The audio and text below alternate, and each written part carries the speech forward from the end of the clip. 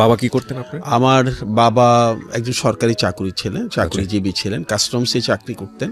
আমার শৈশব বলতে আসলে আপনি যদি আমার কয়েকটি দৃশ্য আসলে ভেসে ওঠে। এক নম্বর হচ্ছে আমরা খুব মধ্যবিত্ত পরিবার ছিলাম, অসচ্ছল ছিলাম এটা আমি বলবো না, তবে মধ্যবিত্তের টানাপোড়েনটা ছিল।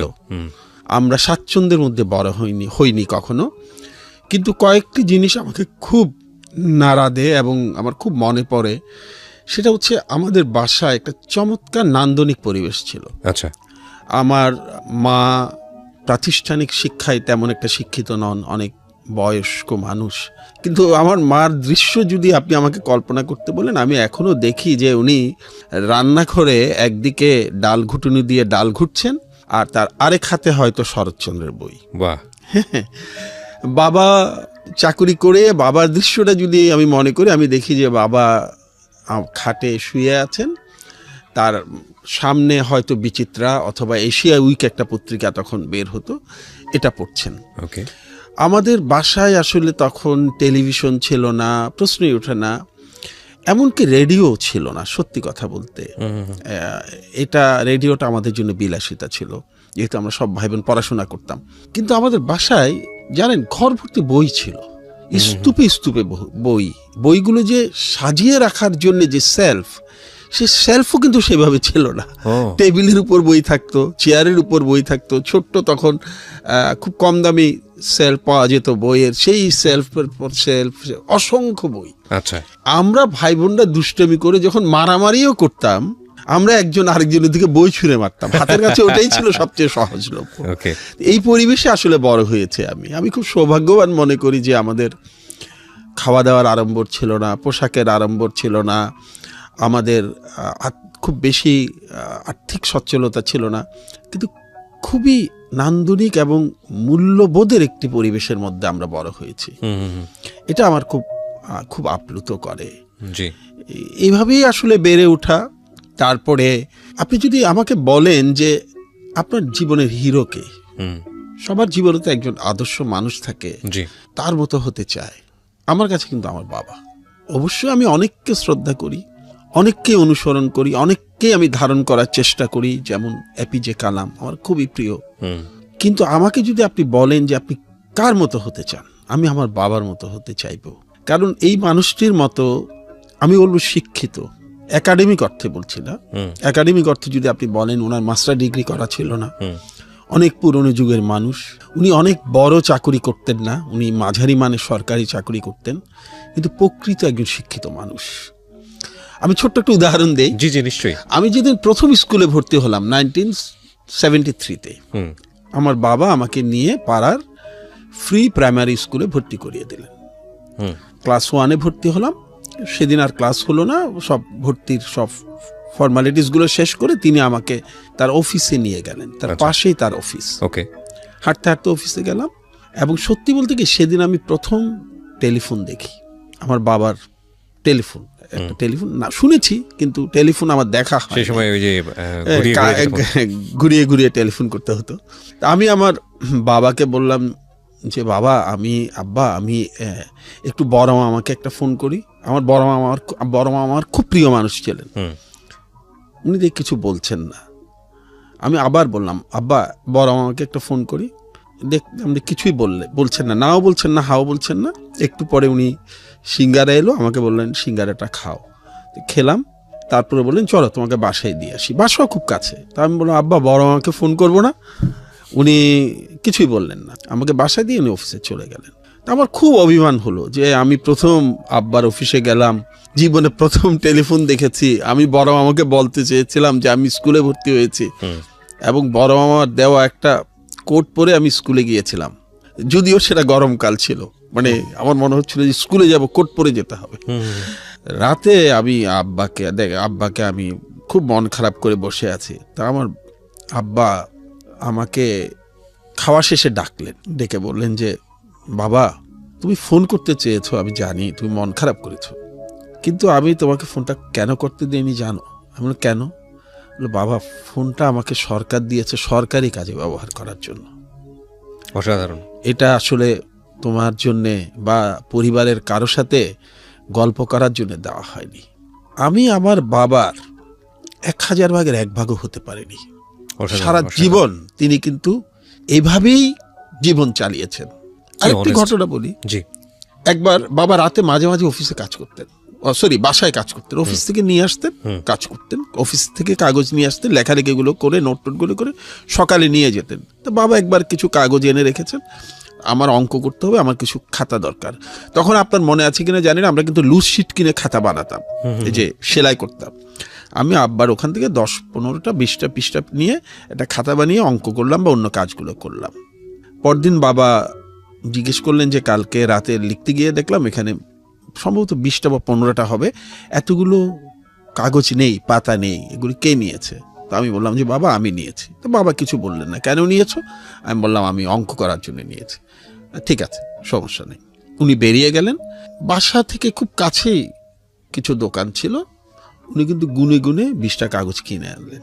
কিনে এনে উনি কিন্তু এটা মানে পূরণ করে দিলেন যে ঘাটতিটা ছিল।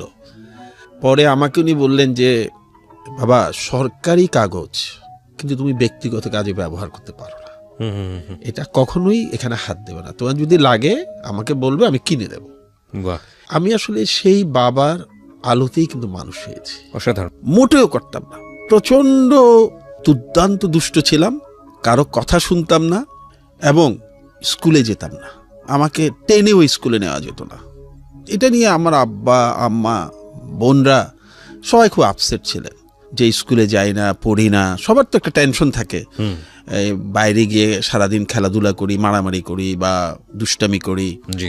একদিন ক্লাস 5-এ আমার মনে আছে, মাসটা হয়তো মার্চ এপ্রিল হবে, আমার বাবা আমাকে স্কুলে নেওয়ার জন্য টানাটানি করছেন যে চলো স্কুলে যাই, চলো স্কুলে যাই। আমি খুব বদরাগে ছিলাম, তো আমি করলাম কি, হঠাৎ করে বাবাকে আচমকা একটা ধাক্কা দিলাম। ও ধাক্কা দেওয়ার কারণে উনি পড়ে গেলেন। পরে উনি হাতে খুব ব্যথা পেলেন। ওকে। উনি পরে হাতে খুব ব্যথা পেলেন এবং উনি কোকাচ্ছেন, তার চোখ দিয়ে জল গড়িয়ে পড়ছে। তা আমার বোনরা তাড়াতাড়ি করে তাকে ধরে পাশেই আমাদের কলোনিতে একটা ডিসপেন্সারি হসপিটাল টাইপ ছিল, কমিউনিটি হসপিটাল, ওখানে নিয়ে গেলেন। ওরা কিছু ব্যান্ডেজ ট্যান্ডেজ করে দিল। উনি ঘন্টাখানেক পর বাসায় আসলেন। সেদিন অফিসে গেলেন না। উনি বাসায় এসে আমাকে একটি কথাও বললেন না।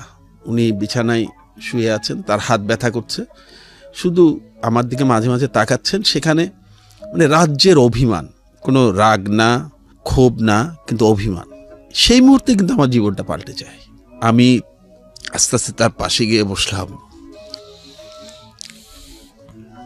আমি বললাম যে পাশে গিয়ে তার মাথার পাশে বসলাম, বসে তাকে বললাম যে আব্বা, দেখি উনি সাড়া দিচ্ছেন।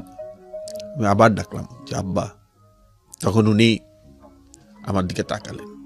তখন আমি বললাম যে আব্বা, আমি কিন্তু ক্লাস 5-এ বৃত্তি পাবো। উনি অবাক হয়ে গেলেন। মানে? আমি বললাম বাবা, আব্বা আমি প্রতিদিন স্কুলে যাব। আব্বা আমি আর দুষ্টামি করবো না। আব্বা আমি কিন্তু ম্যাট্রিকে স্ট্যান্ড করব। আব্বা আমি কিন্তু ইন্টারমিডিয়েটে স্ট্যান্ড করব। তুমি শুধু আমার হাতটা ধরে ঝরঝর করে কেঁদে দেবেন। এবং আমি খুবই আনন্দিত, তাকে যে কথাগুলো আমি দিয়েছিলাম প্রতিটি কথাই আমি রাখতে পেরেছি। এইভাবেই স্কুল শেষ করলাম, স্ট্যান্ডেই করলাম। আত্মপ্রচার হয়ে যাচ্ছে তবু বলি। ইন্টারমিডিয়েটও তাই হলো, ইউনিভার্সিটিতে গেলাম। এবং যখন আমরা আসলে স্কুলে পড়ি ক্লাস 9-এ, কিন্তু আরেকটি বড় পরিবর্তন আসে। সেটি হচ্ছে তখন আমার জীবনে একজন শিক্ষকের আবির্ভাব ঘটে। ক্লাস 8-এ কিন্তু আমার রেজাল্ট কিছুটা খারাপ হয়েছিল। ক্লাস 8 থেকে যখন 9-এ উঠি, তার আগ পর্যন্ত কিন্তু আমার রেজাল্ট খুব ভালো ছিল। তখন আমার স্কুলে যিনি হেড স্যার ছিলেন, ওনার নাম রফিকুল্লাহ স্যার, উনি আমার রেজাল্ট শিট নিয়ে খুব আপসেট হয়ে গেলেন। বললেন এ তো মোটামুটি ভালো ছিল, এই গাধা তো এইভাবে চললে সামনে তো সে এসএসসি দিবে, আমাদের তো তাকে নিয়ে কিছু আশা ভরসা ছিল, আমাদের তো খুব বেশি ভালো ছাত্রছাত্রী এই স্কুলে নেই। আমি খুব একটা সাধারণ স্কুলে পড়েছি, খুবই সাধারণ স্কুলে, Agrabad government colony high school. তো এর উপর একটু আশা ভরসা ছিল। সেও তো দেখি 9-এ ওঠার সময় অত ভালো রেজাল্ট করেনি। তখনই মহিউদ্দিন খান স্যার নামে একজন স্যারকে ডাকলেন, ডেকে বললেন যে খান সাহেব, এই ছাগল আগে রেজাল্ট ভালো করতো, এ মনে হয় কোনো খপ্পরে টপ্পরে পড়েছে, আপনি তাকে একটু দেখেন। যে 2 বছর আছে ক্লাস 9-10, এই 2 বছর আপনি একটু তাকে দেখেন, সাথে আপনি অন্যান্য টিচার যাদের সাহায্য দরকার হবে মনে করবেন তাদেরকে সাথে নেন, বাট আমি চাই যে আপনি ওকে দেখবেন। মহিউদ্দিন খান স্যারের একটা মজার অভ্যেস ছিল যে স্যার কিন্তু ব্যাট দিয়ে পিটাতেন না, স্যার যাকে পিটাতেন তাকে পিটাতেন স্কুলে ঘন্টা বাজানোর যে হাতুড়ি আছে সেটা দিয়ে, সেটার বাট দিয়ে। তো স্যারের হাতে কিন্তু ওই বাটটা তখনও ছিল। উনি স্যারকে বললেন যে, হেড স্যারকে বললেন যে স্যার আপনি একটু চিন্তা করবেন না, হয় ও পড়বে নয় ওকে দিয়ে আমি স্কুলের ঘন্টা বানাবো। হ্যাঁ, এরপরে আমার উপর নাজেল হলো বিশাল কেয়ামত। আমি বলবো কেয়ামত কি, কারণ আমার রুটিন করে দিলেন স্যার যে আমাকে রাত 3টায় উঠতে হবে, উঠে পড়তে হবে। এইভাবে পড়ে মাঝখানে 7টার দিকে নাস্তা, তারপরে গোসল টোসল করে স্কুলে যাব। 10টায় স্কুল, 9টা পর্যন্ত পড়তে হবে, তারপর স্কুলের জন্য বেরোতে হবে। বিকেল স্কুল থেকে ফিরে এসে বিকেল 4টা থেকে 4:30 মাঠের এক কোনায় বসে একটু হাওয়া খেতে হবে, তারপরে চলে যেতে হবে তার বাসায়। আচ্ছা, সেখানে উনি রাত 10টা পর্যন্ত আবার আমাকে পড়াবেন। কি অসাধারণ শিক্ষক। 10টার পরে আমাকে বাসায় চলে আসতে হবে এবং ঘুমিয়ে যেতে হবে। মজার ব্যাপার হচ্ছে মহিউদ্দিন খান স্যার প্রতিদিন ফজরের নামাজ পড়ে কয়েক মাইল হেঁটে উনি কিন্তু আমার বাসায় চলে আসতেন, আমি রাত 3টায় উঠে পড়ছি কিনা দেখার জন্য। My goodness. এবং নিচ থেকে আমাকে ডাকতেন, এই নাম, হ্যাঁ, বাদল নাম, হ্যাঁ। আমি 3 তলায় থাকতাম। মানে উনি ছিল আমার কাছে একটা, মানে মনে হতো যে মানে উনি আমার কাছে একটা আজরাইলের মতো ছিল। মানে স্যার সকালে আসবেন এবং আমাকে পাবেন না, এটা আমার জন্য মানে অকল্পনীয় একটা বিপদ। এবং আমি খুব বিরক্তও ছিলাম। ওকে। এই তারপর আমি নামতাম, ক্লাস 9-এর ঘটনা এটা। 9-এ আমি নামতাম, নামার পরে আমাকে স্যার হাঁটতে হাঁটতে হাঁটতে হাঁটতে আমাকে নিয়ে যেতেন পাশেই, যেখানে আমি বললাম আমার বাবা কাগজ কিনেছিলেন, ওখানে ছোট্ট একটা রেস্টুরেন্ট টাইপের ছিল, ওরা খুব ভোরে পরোটা ভাজতো। তো স্যার কিন্তু প্রতিদিন সকালে চলে আসতেন এবং আমাকে ওই রেস্টুরেন্টে নিয়ে 2টো পরোটা একটা ডিম পোচ খাওয়াতেন, নিজেও খেতেন। এবং তখন বলতেন যে ভালোভাবে খাওয়া দাওয়া না করলে পড়বি কীভাবে। এবং রাতে যখন ওনার বাড়িতে যেতাম তখন উনি বিশাল এক বাটিতে গরুর দুধ রাখতেন, যেটা আমাকে অবশ্যই খেতে হতো এবং ওটা আমার বিষের মতো মনে হতো। এবং স্যার শুধু একা থাকতেন না, ওই সময় কিন্তু একটা সেশন ছিল। সেশন মানে স্যার কিছুক্ষণ পড়াতেন, এরপরে পড়াতেন, অঙ্ক করাতেন শফিকুল্লাহ স্যার, সব কিন্তু স্যারের জোগাড় করা একই স্কুলের। বাংলা পড়াতেন কাশেম স্যার। সপ্তাহের শেষে গিয়ে আমাকে বলি ইংরেজি পড়াতেন খাস্তগীর স্যার। এই সব পড়াটা শেষ করে 1 সপ্তাহ পর পর হেড স্যার পরীক্ষা নিতেন। আচ্ছা, যে এই 1 সপ্তাহে আমার কি ডেভেলপমেন্ট হলো। ওকে। অর্থাৎ এই 2 বছর আমার কোনো আসলে জীবন ছিল না, মানে এই ওনাদের মানে অত্যাচারের জীবন অতিষ্ঠ। তো যখন আমি এসএসসি পরীক্ষা যেদিন শেষ হলো, সেদিন আমি প্রথম যে কাজটা করলাম সেটা হচ্ছে আমার সমস্ত বইপত্র নিয়ে আমি পুরনো দোকানে বিক্রি করে দিলাম। বইয়ের প্রতি আমার এত ক্ষোভ, বই খাতার উপর সব বিক্রি করে দিয়ে আমি আলমা সিনেমা হলে গিয়ে, আমার এক বন্ধু ছিল মানিক, ওকে নিয়ে সিনেমা দেখলাম আরাম করে ওই বই বিক্রির টাকায়। ওকে।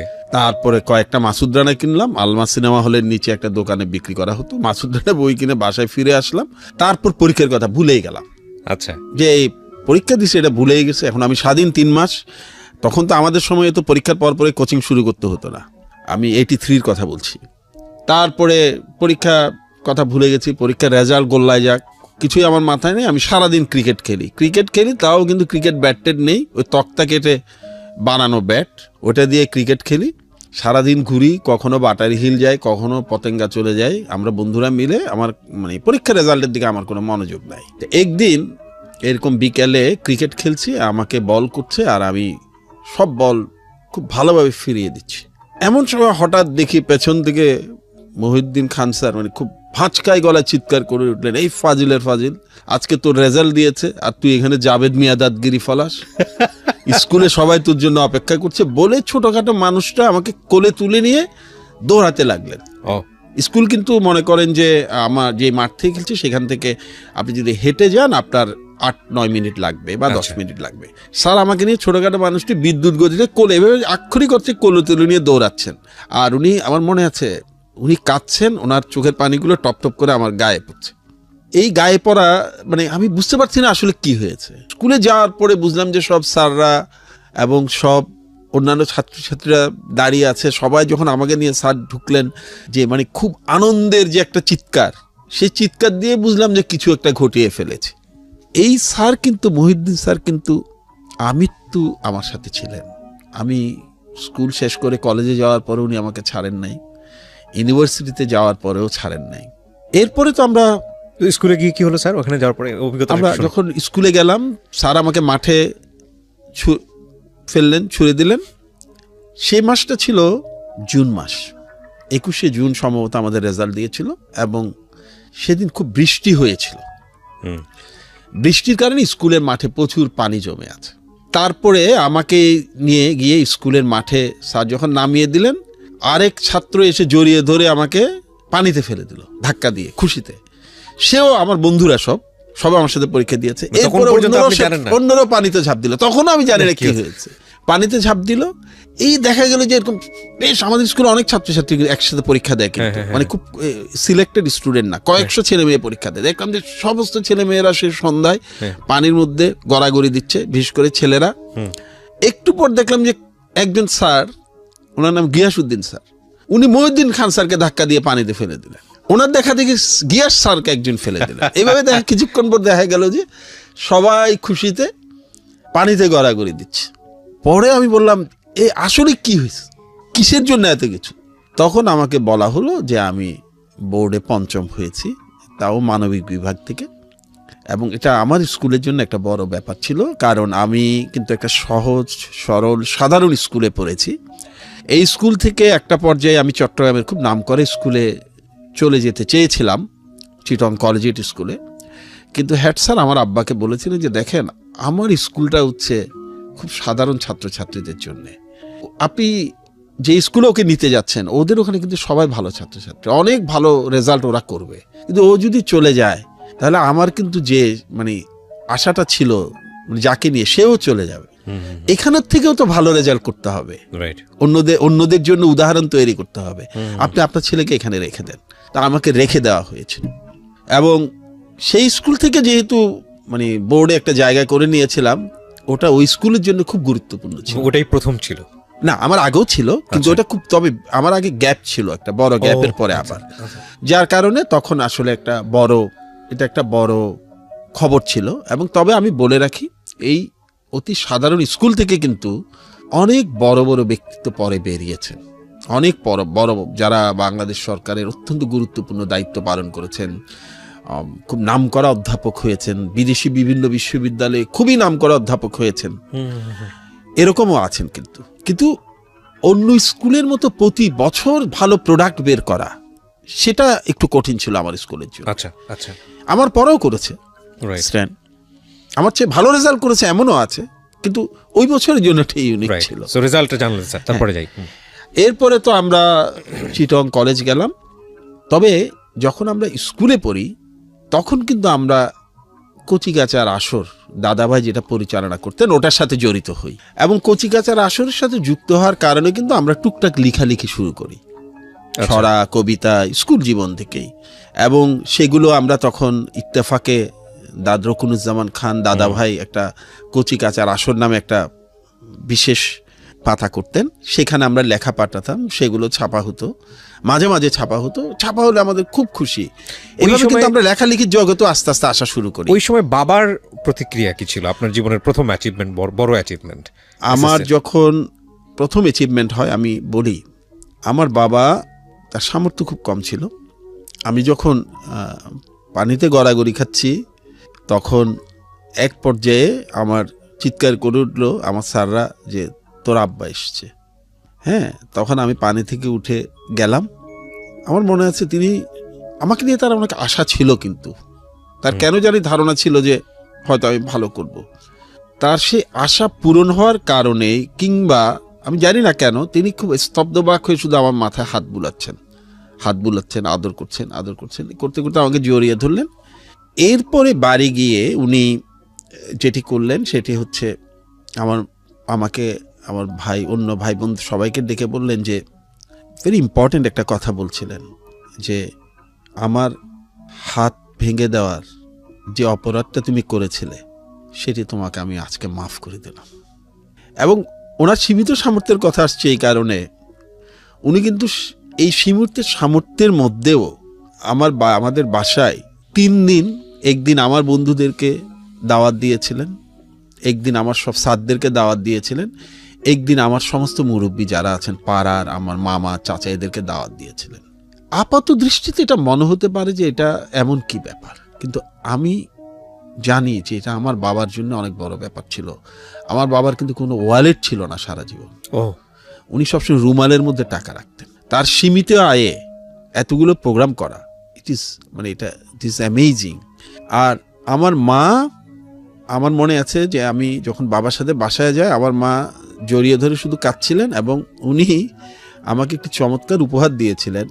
সেটি হচ্ছে উনি আমাকে পাড়ার একটা লাইব্রেরির মেম্বার করে দিয়েছিলেন। বলেছিলেন যে তুই তো বই পড়তে পছন্দ করিস, তো বাবা আমি তোকে কি দেবো, তোকে আমি এই লাইব্রেরিটার মেম্বারশিপ করে দিলাম 20 টাকা দিয়ে, বই এনে এনে পড়ে ফেরত দেওয়া যেত। স্যার আপনি কত সালে এসএসসি করেন? 83-তে। খুব বেশি দিন আগের গল্প না, কিন্তু বাংলাদেশটা অনেক পরিবর্তন হয়ে গেছে। আপনার গল্পটা যখন শুনছি, মানে বাবা মায়ের প্রিন্সিপাল বা আমরা যেভাবে বড় হচ্ছে আমাদের সন্তানদেরকে, আকাশ পাতাল পার্থক্য, মানে চিন্তাই করা যায় না আসলে এই চেঞ্জেসটা। হয়তো আমরা পরে কথা বলবো বিষয়গুলো নিয়ে, বলুন আপনি পরে। হ্যাঁ, তারপরে তো আমরা আসলে লেখালেখি, কবিতা এগুলো নিয়ে আবার কলেজে গিয়ে আবার একটু দেখা গেল যে কবিতা, লিটল ম্যাগাজিন এগুলো নিয়ে একটু ব্যস্ত হয়ে যাচ্ছি। তখন বাবাকে আমার চিটং কলেজে প্রিন্সিপাল একদিন একটা চিঠি দিলেন। আমি চিটং কলেজে ভর্তি পরীক্ষায় খুব ভালো করেছিলাম। বাবাকে একটা চিঠি দিলেন যে আপনার বাচ্চা খুবই প্রমিজিং, তবে ইদানিং ও মনে হচ্ছে যে একটু কবিতা লেখা, ও বিভিন্ন অন্যান্য কাজে ব্যস্ত হয়ে পড়েছে, আপনি যদি পারেন আমার সাথে একটু দেখা করবেন। এটা তখন দেওয়া হতো কলেজ থেকে। তো বাবা দেখা করলেন, দেখা করার পরে স্যার বললেন, মোজাম্মেল স্যার আমাদের প্রিন্সিপাল ছিলেন, তিনি বললেন যে ওকে একটু টেক কেয়ার করতে হবে। বাবা আসার পরে বাবা প্রথম খবর দিলেন মহিউদ্দিন স্যারকে। স্যার কিন্তু খবর আমার সবসময় নেন। তো বললেন যে স্যার আপনার ছাত্র সম্পর্কিত প্রিন্সিপাল এটা বলেছে। তখন মহিউদ্দিন স্যার আবার আমার দায়িত্ব নিলেন। তখন আমরা মনে হয় 2nd ইয়ারে উঠেছি এবং আমাকে উনি আবার আগের রুটিনে ফিরিয়ে নিলেন। এই ক্ষেত্রে আমার আরেকটা গুরুত্বপূর্ণ ব্যাপার আছে, এটাও বলা দরকার। সব মানুষের প্রতি কৃতজ্ঞতা প্রকাশের সময় সবসময় পাওয়া যায় না, ধন্যবাদ দেওয়ার আগেই অনেক সময় চলে যেতে হয়। আমার একজন বন্ধু ছিল, ওর রেজাল্টও খুবই ভালো ছিল, খুবই ভালো রেজাল্ট করে এসেছিল, আমরা একসাথে পড়তাম।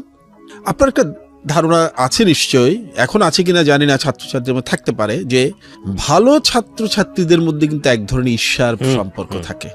কেউ কাউকে নোট ধার দিতে চায় না, কেউ কাউকে খুব একটা হেল্প করতে চায় না।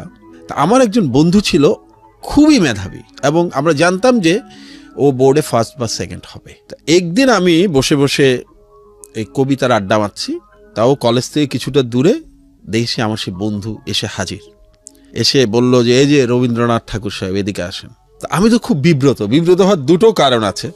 একটা হচ্ছে যে এখানে সে কেন আসলো, দ্বিতীয়ত আমাদের সময় কিন্তু আমরা অত ছিলাম না, আজকে যত ছেলেমেয়েরা যত সহজে মিশে অত ছিলাম না। আমার এই বন্ধুটি ছিলেন আসলে একজন ছাত্রী, একজন ছাত্রী এসে আমাকে হঠাৎ বন্ধুদের মাঝ থেকে এই রবীন্দ্রনাথ ঠাকুর এখানে আসেন, এটা তো খুব বড় মানিজ্যতের ব্যাপার। তা আমি গিয়ে খুব রাগ করে বললাম যে কি, তুমি কেন এসছো? বললো না, শুনলাম আপনি কাজী নজরুল ইসলামের মতো ল্যাটোদ্দনে নাম লিখিয়েছেন, তো সামনে তো পরীক্ষা, পড়াশোনা কিছু করেছেন? এগুলো কিন্তু সে রাগ করে বলছে করেছেন, আমাদের মধ্যে তুমি সম্পর্ক। তা আমি বললাম কি পড়বো, আর বেশি তো আর সময় নাই, নোট টোট তো কিছু নাই। তো বললো যে নোট আমি দিব, আমার নোট আমি দিব, নোটগুলো ঠিকভাবে পড়ে ফেরত দিতে হবে, না হলে পেন্সিল দিয়ে চোখ গেলে দিব। বস্তুত ওর নোট নিয়ে আমি পড়ি। একদিকে মহিউদ্দিন স্যারের কড়া শাসন, কিন্তু ছাত্র, আমি তখন তো কলেজে চলে গেছে, মানে ওইভাবে মানে স্যারও তো স্কুলে ব্যস্ত, আমার তাৎক্ষণিকভাবে প্রত্যেকটা বিষয় আবার নোট করে সময় বেশি নিয়ে রেডি করে নিয়ে আসা। আমাদের সময় তো নোট করে পড়তে হতো, এখনকার মতো গাইড বই পাওয়া যেত না। আমার এই বন্ধুটি কিন্তু আমাকে নোটগুলো করে দিত, ও যেটা করতো সেটা দিত আমাকে, এবং এটা তাকে আমার ফেরত দিতে হতো, এবং তাকে আমার কিন্তু অনেকটা পরীক্ষাও দিতে হতো এটা আমি পড়লাম কিনা। অনেকটা এই দুজনের কারণেও আমি এইচএসসি তো মোটামুটি বোর্ডে একটা জায়গা করে নেই, যদি আমার এই বন্ধুটি আরো ভালো করেছিল, সে 2nd হয়েছিল। আপনার পজিশন কত হয়? আমার ছিল 11th। ওকে, তখন তো 20 জন ছিল স্ট্যান্ড করার। হ্যাঁ, 20 জন ছিল। এরপর তো আমরা কিছুটা রাজনীতি নিয়ে ব্যস্ত হয়ে গেলাম, লেখালেখি নিয়ে ব্যস্ত হয়ে গেলাম। তখন তুমুল কবিতা, আমরা কিছু বিশেষ ধারণার রাজনীতি করতাম, যেগুলোকে প্রগতিশীল ধারণা বলা হয়, ওগুলো নিয়ে আমরা খুব ব্যস্ত হয়ে গেলাম। তখন পর্যন্ত কি বিশ্ববিদ্যালয় জীবন। জীবনের এম ঠিক হয়েছে যে এত ভালো রেজাল্ট, কোথায় যাব, কি করব? আমি একটা কথা বলি, ফ্রম ডে ওয়ান আমার দুটো ইচ্ছে ছিল। একটা হচ্ছে আমি বিশ্ববিদ্যালয়ের শিক্ষক হব, আর যদি বিশ্ববিদ্যালয়ের শিক্ষক হতে না পারি আমি সিভিল সার্ভিসে আসব। ওকে, দুটোর মধ্যে একটা। এক্ষেত্রে আমি শেষ পর্যন্ত আমার বাবার ইচ্ছেটাকে প্রাধান্য দেই। আমার বাবা আমাকে বলছিলেন যে আমি তাকে যখন জিজ্ঞেস করলাম যে বাবা আমি আসলে কি হব, আপনি কি চান, তখন আমার বাবা আমাকে একটা ইম্পর্টেন্ট কথা বলেছিলেন। যে বললো যে বাবা আমি তো 1949 সালে চাকরিতে ঢুকেছি। তখন মুসলমানরা পড়াশোনাই খুব কম করতো, সত্যি কথা বলতে, এবং তারা চাকরি করবে এটা চিন্তাও করতে পারতেন না। এবং আমার বাবা চাকরি করার কারণে কিন্তু আমার দাদা একটু রাগও ছিলেন, কারণ আমার দাদা ছিলেন কিন্তু একদম জাত ব্যবসায়ী। চিটাগনিয়ানরা তো ব্যবসা করেন, এবং উনি ব্যবসা বাণিজ্য ছেড়ে পড়াশোনা করে, উনিও কিন্তু পড়াশোনা করতে পেরেছেন আমার দাদির কারণে, কারণ আমার নানা আবার কিন্তু খুব বড় সরকারি কর্মকর্তা ছিলেন। ওকে, নানার বাড়ি থেকে নানা আমার যেটা বলছি, আমার নানার কথা বলছি এই কারণে যে আমার নানা কিন্তু আমার দাদির ভাই। উনি ওনার ভাই দ্বারা অনুপ্রাণিত হয়ে উনি চিন্তা করলেন যে ছেলেদেরকে ইংরেজি শিক্ষায় শিক্ষিত করবেন। তা আব্বা 1949 সালে সরকারি চাকরিতে ঢুকেন। তো আমাকে বললেন যে বাবা আমরা তো পড়াশোনা কোনো রকম ইন্টারমিডিয়েট পাশ করে সরকারি চাকরিতে ঢুকে গেছি, কিন্তু আমাদের সময়ে এত সুযোগও ছিল না, কিছুই ছিল না, চাকরিতে ঢুকতে পেরেছি এটাই বড় কিছু। একটা মাঝারি মানের চাকরি করছি আমি। সারা জীবন যারা সিভিল সার্ভিস পরীক্ষা পাশ করে আসছেন তাদেরকে সালাম দিয়েছি। আমি বুঝতে পেরেছি। আমার খুব ইচ্ছা তুমি সেই সালামটা পাও। আরেকটা মজার কথা বলি, আমার বাবা, আমি যখন এসএসসি রেজাল্ট দিল, আপনি বললেন না যে বাবার প্রতিক্রিয়াটা আরেকটু বুঝাই। এসএসসি রেজাল্ট দেওয়ার পরে আমার বাবার একজন রুমমেট ছিলেন, মানে ওনারা এক রুমে থাকতেন এক সময়। উনি খুব নাম করা ইনকাম ট্যাক্স কমিশনার ছিলেন। ওকে, যখন আমার বাবা কাস্টমস সুপারিনটেন্ডেন্ট, তখন উনি ইনকাম ট্যাক্স কমিশনার, খুবই জাদ্রের, পরে আরো উচ্চ পর্যায়ে গিয়েছিলেন। তো ওনারা এক রুমে কিন্তু দীর্ঘদিন ছিলেন, কিন্তু বাবা কিন্তু ওই বন্ধুর সাথে মিশতেন না, যেতেন না, খুব আনইজি ফিল করতেন গ্যাপটার কারণে, পোস্ট এন্ড পজিশন কারণে। আমার যেদিন আমার এসএসসি রেজাল্ট দিল তার 2 দিন পরে বাবা আমাকে বললেন যে আজ বিকেলে তুমি রেডি হয়ে থাকবে, তোমাকে আমি একটা বাসায় নিয়ে যাব। তা আমি তো ঠিক বুঝতে পারছি না কোথায় নিয়ে যাবে, আমার খেলার সময়ে একটু বিরক্ত। পরে তিনি আমাকে হাঁটতে হাঁটতে একটা বাসায় নিয়ে গেলেন, একটা বাংলো, চমৎকার লাল ইটের একটা চমৎকার একটা বিশাল বাংলো। তো ওই বাড়িতে উনি নক করলেন, যিনি দরজা খুললেন তাকে বললেন যে একটু স্যারকে বলেন যে অমুক এসছে। তখন আমি জানি না কার কাছে এসছেন। একটু পরে দেখলাম যে ডুপ্লেক্স বাড়ি, 2 তলা থেকে এক ভদ্রলোক নামলেন। তখন আব্বা আমাকে বললেন উনি ইনকাম ট্যাক্স কমিশনার মেজবাউদ্দিন সাহেব। তখন উনি এসে আব্বাকে জড়িয়ে ধরে বললেন, আমার বাবার নাম ছিল তাহের, এম.এ. তাহের, বলে যে তাহের তুমি তো একদম দেখা সাক্ষাৎ করো না, মানে কার সাথে তুমি কোনো যোগাযোগই রাখো না, এমনকি কোনো সামাজিক অনুষ্ঠানে গেলেও তুমি কাছে আসো না, দূরে দূরে থাকো। তা আব্বা ওনাকে বললেন যে দেখো তোমার সাথে আমার যে পদবিগত পার্থক্য, এই কারণে আসলে তোমার কাছে আসতে আমি একটু আনইজি ফিল করি, তবে আজকে তোমার কাছে আমি খুব গর্ব নিয়ে এসেছি, কারণ তোমাকে আজকে আমার খুব একটা আনন্দের খবর দেওয়ার আছে। তো বললেন কি খবর? তো বাবা আমার খবর বললেন যে আমার এই ছেলেটা এসএসসিতে স্ট্যান্ড করেছে, তুমি ওর জন্য দোয়া করো। তো মেজবাউদ্দিন সাহেব অনেক দোয়া করলেন। মেজবাউদ্দিন সাহেব কিন্তু এখনো বেঁচে আছেন। আচ্ছা আচ্ছা, আমরা তাকে বিভিন্ন অনুষ্ঠানে ডেকে আনি। অসম্ভব রেসপেক্টেড একজন ট্যাক্সম্যান উনি, বাংলাদেশে না শুধু সাবকন্টিনেন্ট, অসম্ভব অনেস্ট। যখন চলে আসব উনি চাটা খাওয়ালেন, চলে আসব, গেট থেকে বেরিয়ে আমার বাবা দাঁড়ালেন, তারপর আমাকে বললেন যে বাবা আমি চাই যে এই লাল বাড়িটাই একদিন তুমিও থাকবে। অসাধারণ। এই কারণে আমি পরে সিদ্ধান্ত নেই যে আমি সিভিল সার্ভিসে আসব, এবং সিভিল সার্ভিসে আসার ব্যাপারটাও খুব মজার। সেখানে যাওয়ার আগে স্যার আমি বিশ্ববিদ্যালয় জীবনটা একটু ছোট করে আনতে চাই। আচ্ছা, বিশ্ববিদ্যালয় জীবন যেটা ছিল, বিশ্ববিদ্যালয় জীবনে আমার ওই সময়টা আমার একটু টার্ময়েলিং পিরিয়ড আমি বলবো, কারণ ওই সময় আমরা কিছুটা এরশাদ বিরোধী আন্দোলনে জড়িয়ে পড়ি, এবং আমরা একই সাথে খুব বেশি লেখালেখি, লিটল ম্যাগাজিন আন্দোলনের সাথে জড়িয়ে পড়ি। এর কারণে দেখা গেল যে অনার্স ফার্স্ট ইয়ারে আমার রেজাল্ট খুব ভালো হলো, সেকেন্ড ইয়ারে মোটামুটি হলো, থার্ড ইয়ারে পরীক্ষা দিয়ে আমি বুঝলাম আমি একটি সাবজেক্টে পড়তাম পাবলিক অ্যাডমিনিস্ট্রেশন। যে কোনো কারণেই হোক পাবলিক অ্যাডমিনিস্ট্রেশনে তখন ফার্স্ট ক্লাস দেওয়ার এই ব্যাপারটা খুব কম ছিল, আপনাদের সময় খুব ডিমান্ডেবল একটা খুব সাবজেক্ট ডিমান্ডেবল ছিল এবং খুব কম ছিল। চিটাগং ইউনিভার্সিটিতে পড়ছিলেন? চিটাগং ইউনিভার্সিটি, যদিও আমাদের ব্যাচে কিন্তু পেয়েছে ফার্স্ট ক্লাস, তাই না যে তা না, কিন্তু খুব কঠিন ছিল পাওয়াটা। জি। যখন আমার থার্ড ইয়ার পরীক্ষা দিয়ে আমি বুঝলাম যে না, আমি ফার্স্ট ক্লাস পাবো না, এটা একটা ডিজাস্টার ঘটতে যাচ্ছে, তখন আমি আমার বাবার সাথে এটা খোলামেলা আলাপ করলাম। আমার বাবাকে বললাম যে বাবা, আমি মনে হয় আমার রেজাল্ট ভালো হবে, ডেফিনেটলি রেজাল্ট ভালো হবে, ডেফিনেটলি রেজাল্ট ভালো হবে, কিন্তু আমার মনে হয় যে আমার কিছু কিছু বন্ধু আমার চেয়ে বেশি ভালো করবে। এবং আমার বন্ধু সবচেয়ে ভালো যারা করেছেন, যে দুজন আমার চেয়ে ভালো ছিলেন, তাদের একজন কিন্তু অনেক পরে, এখন সে কায়রো আমেরিকান ইউনিভার্সিটির খুব নামকরা অধ্যাপক, ডিন। ও কিছুদিন আমাকে বলছিল যে বাদল, আমার কিন্তু ইউনিভার্সিটিতে এসে টার্গেট ছিলি তুই, যে আমার প্ল্যান ছিল যে আমি ওকে আমার পিছনে রাখবো, তাহলেই আমার হয়ে যাবে। আমি কিন্তু এটা মাঝে মধ্যে আমি ছেলে মেয়েদেরকে বলি যে target the first boy, right, তাকে বিট করো, তাহলে তুই ফার্স্ট হয়ে যাবে। রাইট। যাই হোক, আমি আমার আব্বাকে এটা বললাম, তো আমার বাবা আমাকে বললেন যে বাবা, সমস্যা নেই, তুমি সিভিল সার্ভিস পরীক্ষাটা দাও, ওকে, ওখানে ভালো তুমি যদি একটা পজিশন পাও আমি হ্যাপি। তখন অনার্সের অ্যাপিয়ার সার্টিফিকেট আমার হাতে আসছে। বিশ্ববিদ্যালয় জীবনটা পুরোটাই, যেটা বলছিল, পুরোটাই কবিতা লেখালেখি। আর একটা কাজ ছিল আমরা একটা অদ্ভুত কাজ করতাম, আমি এখন জানি না এখনকার বাচ্চারা এটা করে কিনা বা কারো মাথা আসে কিনা। সেটা হচ্ছে আমরা দুই বন্ধু, আমি এবং খোকন, এখন ফ্র্যাঙ্কফুর্টে থাকে।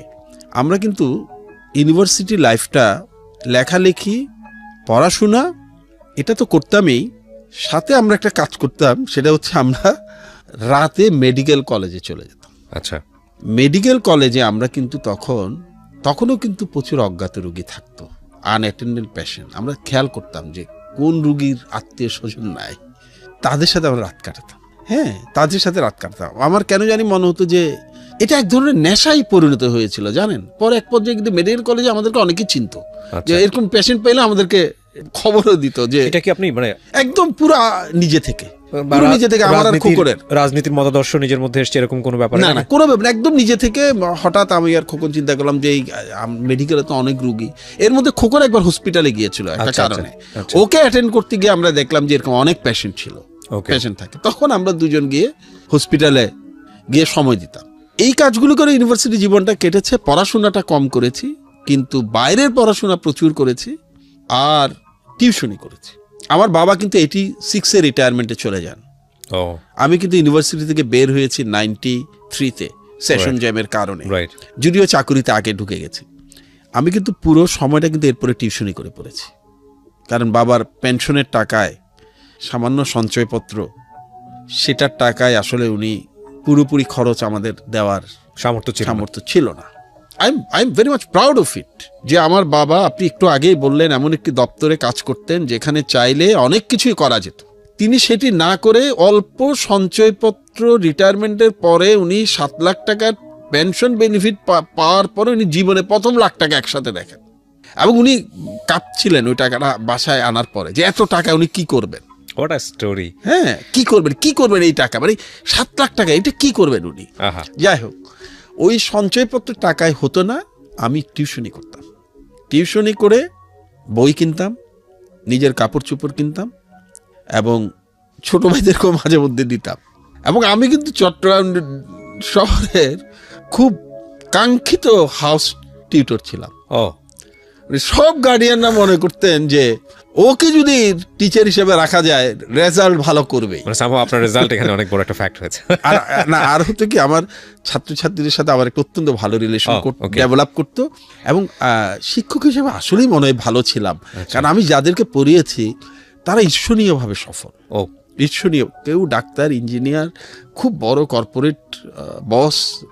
এদেরকে যখন এরা বিভিন্ন এয়ারপোর্টে দেখা হয়, সেদিন গত সপ্তাহে দেখা হয়েছিল, আমার ছাত্রী, সে খুব বড় একটি প্রতিষ্ঠানের চিফ এক্সিকিউটিভ অফিসার এবং অনেক চ্যারিটি করে। সে লাফ দিয়ে উঠে যখন সার করছিল, অত্যন্ত স্মার্ট ভদ্রমহিলা, এখন তো বড় হয়ে গেছে, সবাই খুব অবাক হয়ে তাকাচ্ছে, কিরে এই কালো সহজ সাধারণ মানুষটিকে এত স্মার্ট একজন মহিলা এত সার করে, মানে আমার ব্যাগ ধরতে দিচ্ছে না আমাকে, মানে পারলে সে মানে আমাকে হাতে ধরে প্লেনে তুলে, এরকম অবস্থা আর কি।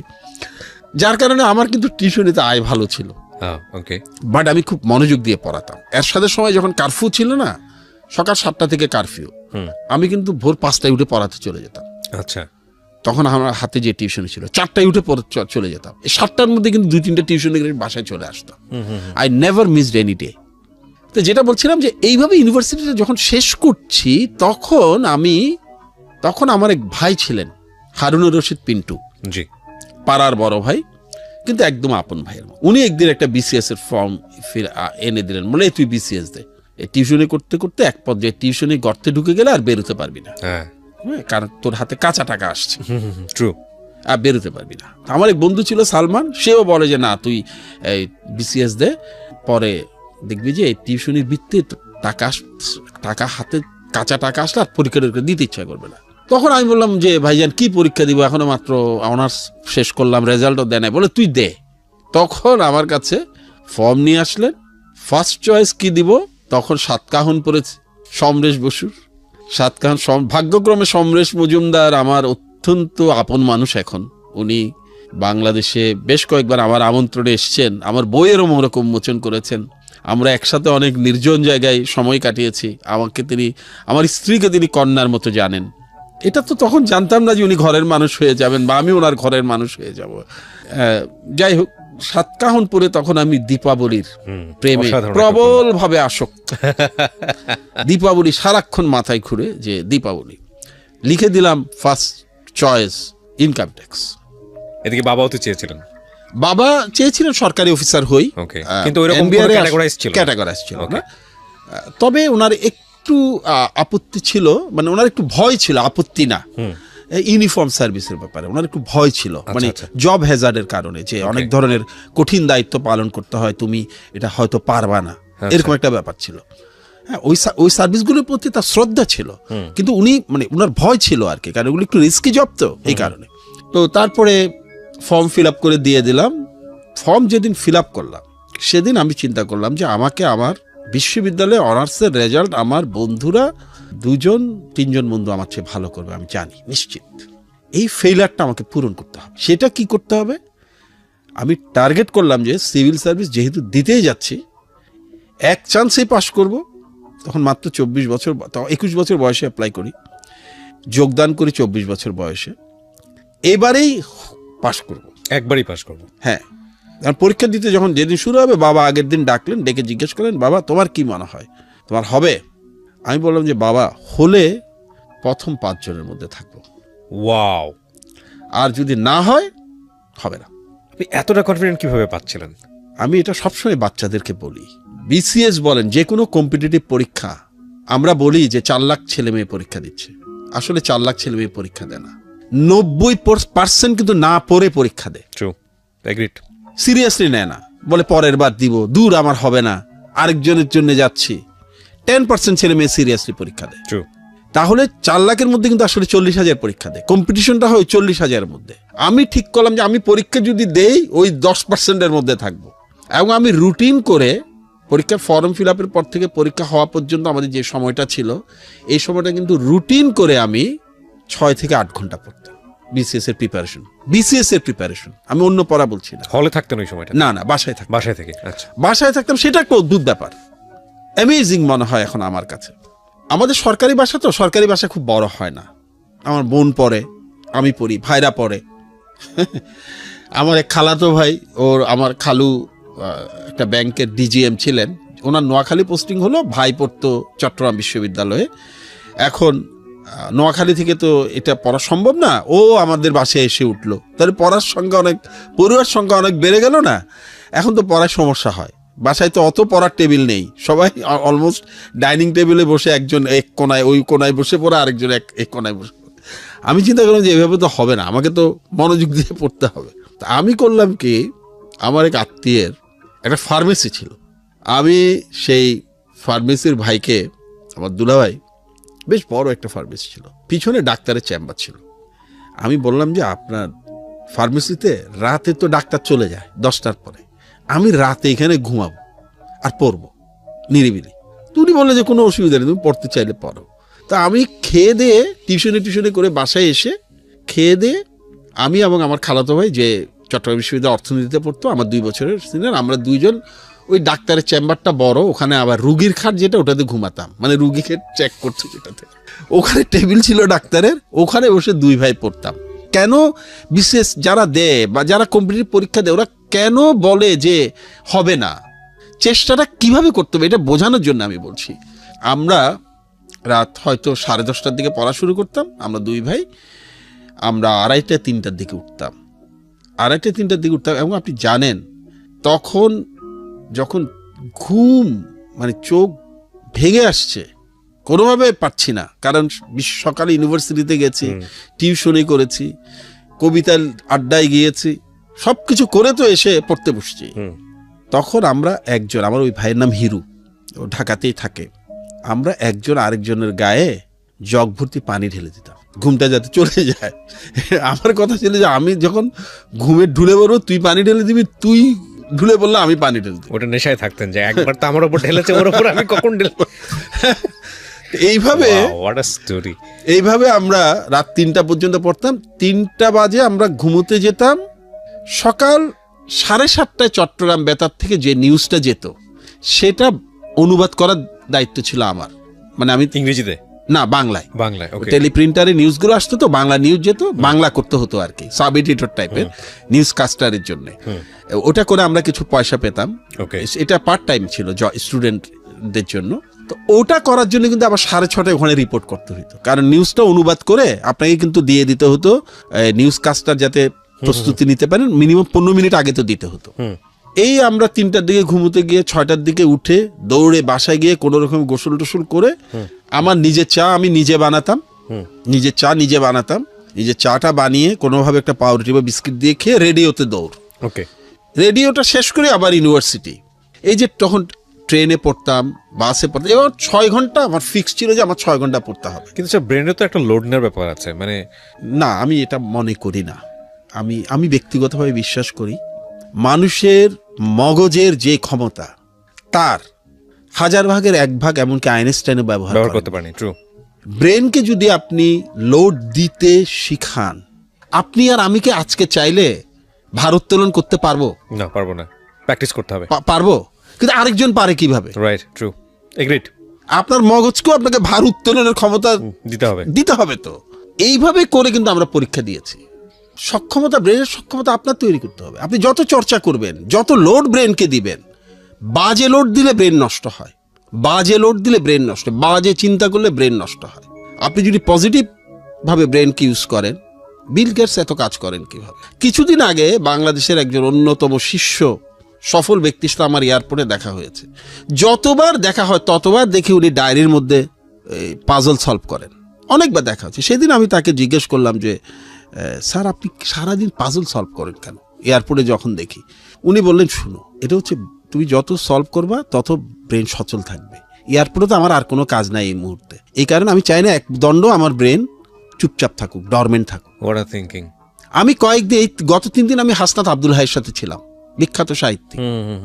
ওনাকে 1 সেকেন্ড আমি বসে থাকতে পারি নাই, দেখি নাই। উনি যেন টাইম চেস করছেন, প্রতি মুহূর্তে কাজ করছেন, কোনো না কোনো কাজ করছেন, লিখছেন, কথা বলছেন, কোনো সাইন করছেন বইতে, পড়ছেন। আচ্ছা যাই বলছিলাম, এইভাবে বিসিএস দিলাম।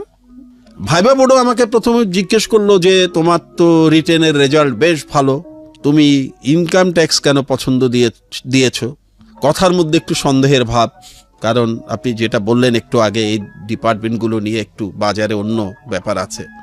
আমি সরাসরি বললাম স্যার, দীপাবলির প্রতি প্রবল আসক্তির কারণে আমি ইনকাম ট্যাক্স প্রথম পছন্দ দিয়েছি।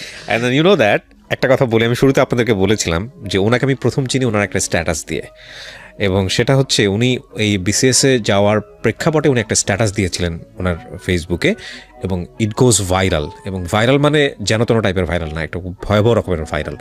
ওটা পড়ার পরে আমি ওনাকে কিছুটা চিনতে পারি। আর একটা বড় বিষয় হচ্ছে যে উনি যে সাবজেক্টে পড়াশোনা করেছেন সেই সাবজেক্টের উনি আমার বড় ভাই, আমিও পাবলিক অ্যাডমিনিস্ট্রেশনে পড়াশোনা করেছি। তো সেদিক থেকে একটা আগ্রহ ছিল। জি, তারপর কি হলো ভাইবাতে? যিনি ভাইবা বোর্ডের ছিলেন উনি হোয়াট, হু ইজ দীপাবলি? তখন আমি উত্তর দেওয়ার আগেই আরেকজন বললেন, how dare you to mention your face here. আমি বললাম, sir actually Dipabali is a character of a fiction. তখন আরেকজন লেডি অফিসার ছিলেন, আমার মনে নাই, খুবই চমৎকার এবং শ্রদ্ধেয় মহিলা, ওনার নামটাও আসলে আমি জানি না ওইভাবে। উনি হাসতে হাসতে বললেন, ও কথা শুনেন কি বলে। আমার ধারণা উনি বুঝতে পেরেছেন। বলো। আমি বললাম, স্যার আমি এই ফর্ম ফিল আপ করার সময় সমরেশ মজুমদারের সাতকাহন পড়েছি, ওটার নায়িকার নাম Deepavali, Deepavali income tax officer, IRS সার্ভিসের সদস্য। স্যার আমি দীপাবলির প্রতি এত আসক্ত যে আমার ইনকাম ট্যাক্স অফিসার হতে ইচ্ছা হয়েছে, তাই আমি ইনকাম ট্যাক্স সার্ভিসটা প্রথম পছন্দ দিয়েছি। তখন ওনারা হো করে হেসে উঠলেন, বললেন মানে হো করে হেসে উঠে বললেন যে ওকে ঠিক আছে, উই আন্ডারস্ট্যান্ড। এরপর আমরা পরের প্রশ্নে যাই। পরের প্রশ্নগুলোতে আর না যাই, এটা ইন্টারেস্টিং এই কারণে যে কিছুদিন অনেক বছর পরে, তখন সমরেশ মজুমদারের সাথে আমি এত ঘনিষ্ঠ হইনি, ওনার সাথে একটা প্রশ্ন উত্তর পর্বে আমার দেখা, মানে উনি একটা সেশন করেছেন, শেষে প্রশ্ন উত্তর পর্ব। তা আমি এক কোনায় পিছনে বসে আছি, এক পর্যায়ে আমি হাত তুললাম নিরীহ ভঙ্গিতে, বললাম যে একটু আমাকে দেন। তখন আমাকে দিল। তো আমি বললাম যে শ্রদ্ধেয় সমরেশ মজুমদার, আমাকে এই শহরের সবচেয়ে অজনপ্রিয় ব্যক্তিতে পরিণত করার জন্য আপনি দায়ী। তখন উনি বললেন, অবাক হয়ে কিছুটা গর্জে উঠে বললেন, আপনি এটা কি বলছেন? আপনাকে তো আমি চিনি না, আপনাকে আমি কিভাবে অজনপ্রিয় করলাম? আমি তখন বললাম, স্যার আপনার সাতকাহন পড়ে আমি ইনকাম ট্যাক্স অফিসার হয়েছি, এখন এই শহরের কেউ আমাকে পছন্দ করে না, এমনকি আমার স্ত্রীও বিশ্বাস করে তার কথা আমাকে বলে না। হ্যাঁ, তো এরপরে তো ওনার সাথে খুব মজার সম্পর্ক, যেখানেই দেখা হয় উনি অন্যদেরকে বলে ওকে আমি সবচেয়ে আনপপুলার পার্সনে পরিণত করছি। হ্যাঁ, তো ওনাকে একবার জিজ্ঞেস করেছিলেন, আপনি এত কিছু বাদ দিয়ে ইনকাম ট্যাক্স অফিসার কেন বানালেন দীপাবলিকে? বললেন যে আসলে আমি কিছুদিন ইনকাম ট্যাক্সে কাজ করেছি, আমার আর কোথাও চাকরির অভিজ্ঞতা নাই, তাই তাকে সরকারি অফিস বলতে আমি ওটাই জানি। এই কারণে বোধহয় ওনারও আত্মকথন, মানে ছোটবেলায় পর্বতে বড় হওয়া। কিছুটা ওই বাগানটা, যে বাগানটার কথা উনি বলেছেন, ওই বাগানটার নাম পরিবর্তন করে স্বর্গছেরা বাগান রাখা হয়েছে। আমি যাব ওনার সাথে, আমাকে উনি আমন্ত্রণ দিয়ে রেখেছেন ওই বাগানে নিয়ে যাবেন, এবং উনি অপেক্ষা করছেন আমরা কখন যাব। আচ্ছা, যাই বলছিলাম, BCS এর রেজাল্ট যে দিন দেয়, সেই দিন কিন্তু আমার জীবনের মোড় ঘুরে যায়। সেটা সমৃদ্ধি, উপরে উঠা, ক্ষমতা, ক্যারিয়ার, এসবের অর্থে না, মোটেও না। আমার রেজাল্ট দিয়েছিল অক্টোবরে। রেজাল্ট নেওয়াটা অদ্ভুত। খবর পেলাম যে BCS এর রেজাল্ট দিয়েছে, দৌড়ে গেলাম পেপারে, তখনও তো আসবে তো পরদিন, গেলাম চট্টগ্রাম পাবলিক সার্ভিস কমিশন অফিসে, সরাসরি সাহস করে অ্যাসিস্ট্যান্ট ডাইরেক্টর যিনি ছিলেন তার রুমে ঢুকে গেলাম। বয়স্ক একজন মানুষ, দাড়িওয়ালা, পান খাচ্ছেন।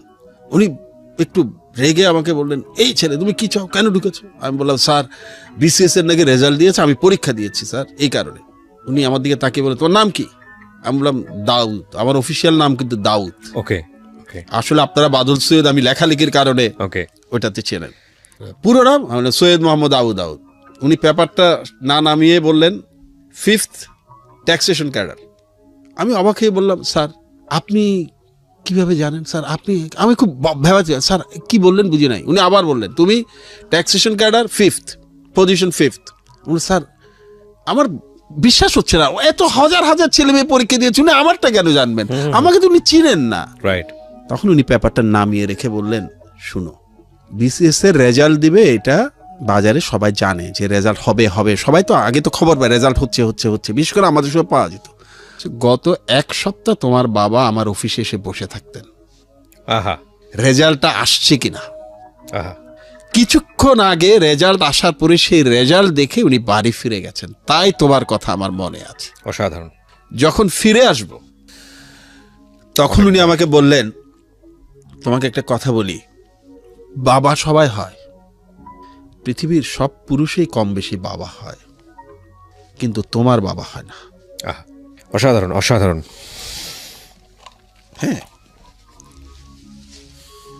কতবার যে গা শিউরে উঠেছে। এই কথাগুলো খুব কমন আমার মতো গল্প তো কেউ শোনেনি। আমি মানুষের গল্প শুনি সবসময়, এটা আমার প্রফেশন। প্রতিটা গল্পই অসাধারণ গল্প, প্রতিটা গল্পই নতুন গল্প। এই বাদল সৈয়দকে আমি আমার কর্মজীবনে অন্যভাবে জেনেছি টেলিভিশনে, তার সঙ্গে একটু ব্যক্তিগত পর্যায়ে যোগাযোগ, তার কাজের জায়গাতে বা তার সামাজিকতার জায়গাতে, সেটাও একটু একটু জানি। কিন্তু এই মানুষটা যখন আমার সামনে এই মুহূর্তে যখন বসে আছে, একেবারে অন্য একটা মানুষ আবিষ্কার করছি। কি অসাধারণ, কি অসাধারণ। স্যার বলুন প্লিজ। যাই হোক, রেজাল্ট হলো, বাসায় আসলাম, এসে দেখি বাবা শুয়ে আছেন, মা পাশে বসে আছেন, দুজনেই জড়িয়ে ধরলেন, কাঁদলেনও। সে রাতে বাসায় একটা মোটামুটি ছোটোখাটো গেট টুগেদার হয়ে গেল, আত্মীয় স্বজনরা আসছে। কারণ অনেক বছর পর আমার মামারা কিন্তু খুব বড় বড় ব্যাংকার ছিলেন, কিন্তু সিভিল সার্ভিসে আমার নানার পরে কেউ আসেননি। আচ্ছা। আমার কাজিনরা এসছেন, কিন্তু সরাসরি কেউ আসেননি। আমার আম্মারা কিন্তু ইচ্ছা ছিল যে আমার নানা 37-এর সিভিল সার্ভিস অফিসার ছিলেন ব্রিটিশ আমলের, যে তার বাবার মতো হই। স্বাভাবিকভাবে খুবই আনন্দ। স্যাররা, আমার এই ভাই বোনরা আসলে, বন্ধু বান্ধবরা, আমার কাজিন রায়হান, আমার খুব প্রিয় বন্ধু হিরু, ওরা সবাই, আমরা আড্ডা মারছি, মেরে রাত 11টায় ঘুমোতে গেছি। ফজরের আজানের পর দেখি সেই পুরনো কণ্ঠ, যার সাথে মাঝখানে গ্যাপ হয়ে গেছে কিছুদিন, মহিউদ্দিন খান স্যার ডাকছে, এই বাদল নাম। আমি তো হুড়মুড় করে নামলাম। স্যার খবর পেয়ে এসছেন, নামাজ পড়ে রাতে আসতে পারেননি। তখন ভোর হচ্ছে। স্যার হাঁটতে হাঁটতে দুজনে রাস্তা দিয়ে হেঁটে সরু গলির রাস্তায় পার হয়ে বড় রাস্তায় এসে পড়লাম। তখন ভোর হচ্ছে। আমাদের গার্মেন্টসের কর্মীরা ক্লান্ত পায়ে কাজে যাচ্ছেন, হাতে টিফিন ক্যারিয়ার। রিক্সা চালকেরা টুংটাং শব্দ করে রিক্সা নিয়ে বেরোচ্ছেন, তাদের চোখে ঘুম। তখন আমাকে মহিউদ্দিন খান স্যার বললেন, আচ্ছা বাদল বেটা, বলতো তুই যে সারা জীবন কলেজ, ইউনিভার্সিটি, বিশ্ববিদ্যালয়ে পড়লি, কোনোদিন তো ঠিকমতো বেতনও দিতে হয়নি, ফ্রি প্রাইমারি স্কুল, এরপরে স্কলারশিপ পাওয়ার কারণে সারা বছর ফ্রি, দিতে যদি হতো মাসে 20 টাকা, তাহলে তোর টাকাটা কে দিয়েছে? আমি একটু অবাক হয়ে স্যার দিকে তাকিয়ে ভাবছি, স্যার এটা কেন বললেন? স্যার নিজেই উত্তর দিলেন, বললেন তোর টাকাটা তোকে রাস্তায় আনার কারণ আছে। এই টাকাটা এই গার্মেন্টসের মেয়েটা যে রাত 11টায় বাসায় গিয়ে রান্না করে খেয়ে ঠিক মতো না ঘুমিয়ে সকালে গার্মেন্টসে যাচ্ছে, সে দিয়েছে। যে রিক্সা চালক রিক্সা নিয়ে বের হয়েছে, সেরা লুঙ্গি পরা, উনি দিয়েছেন।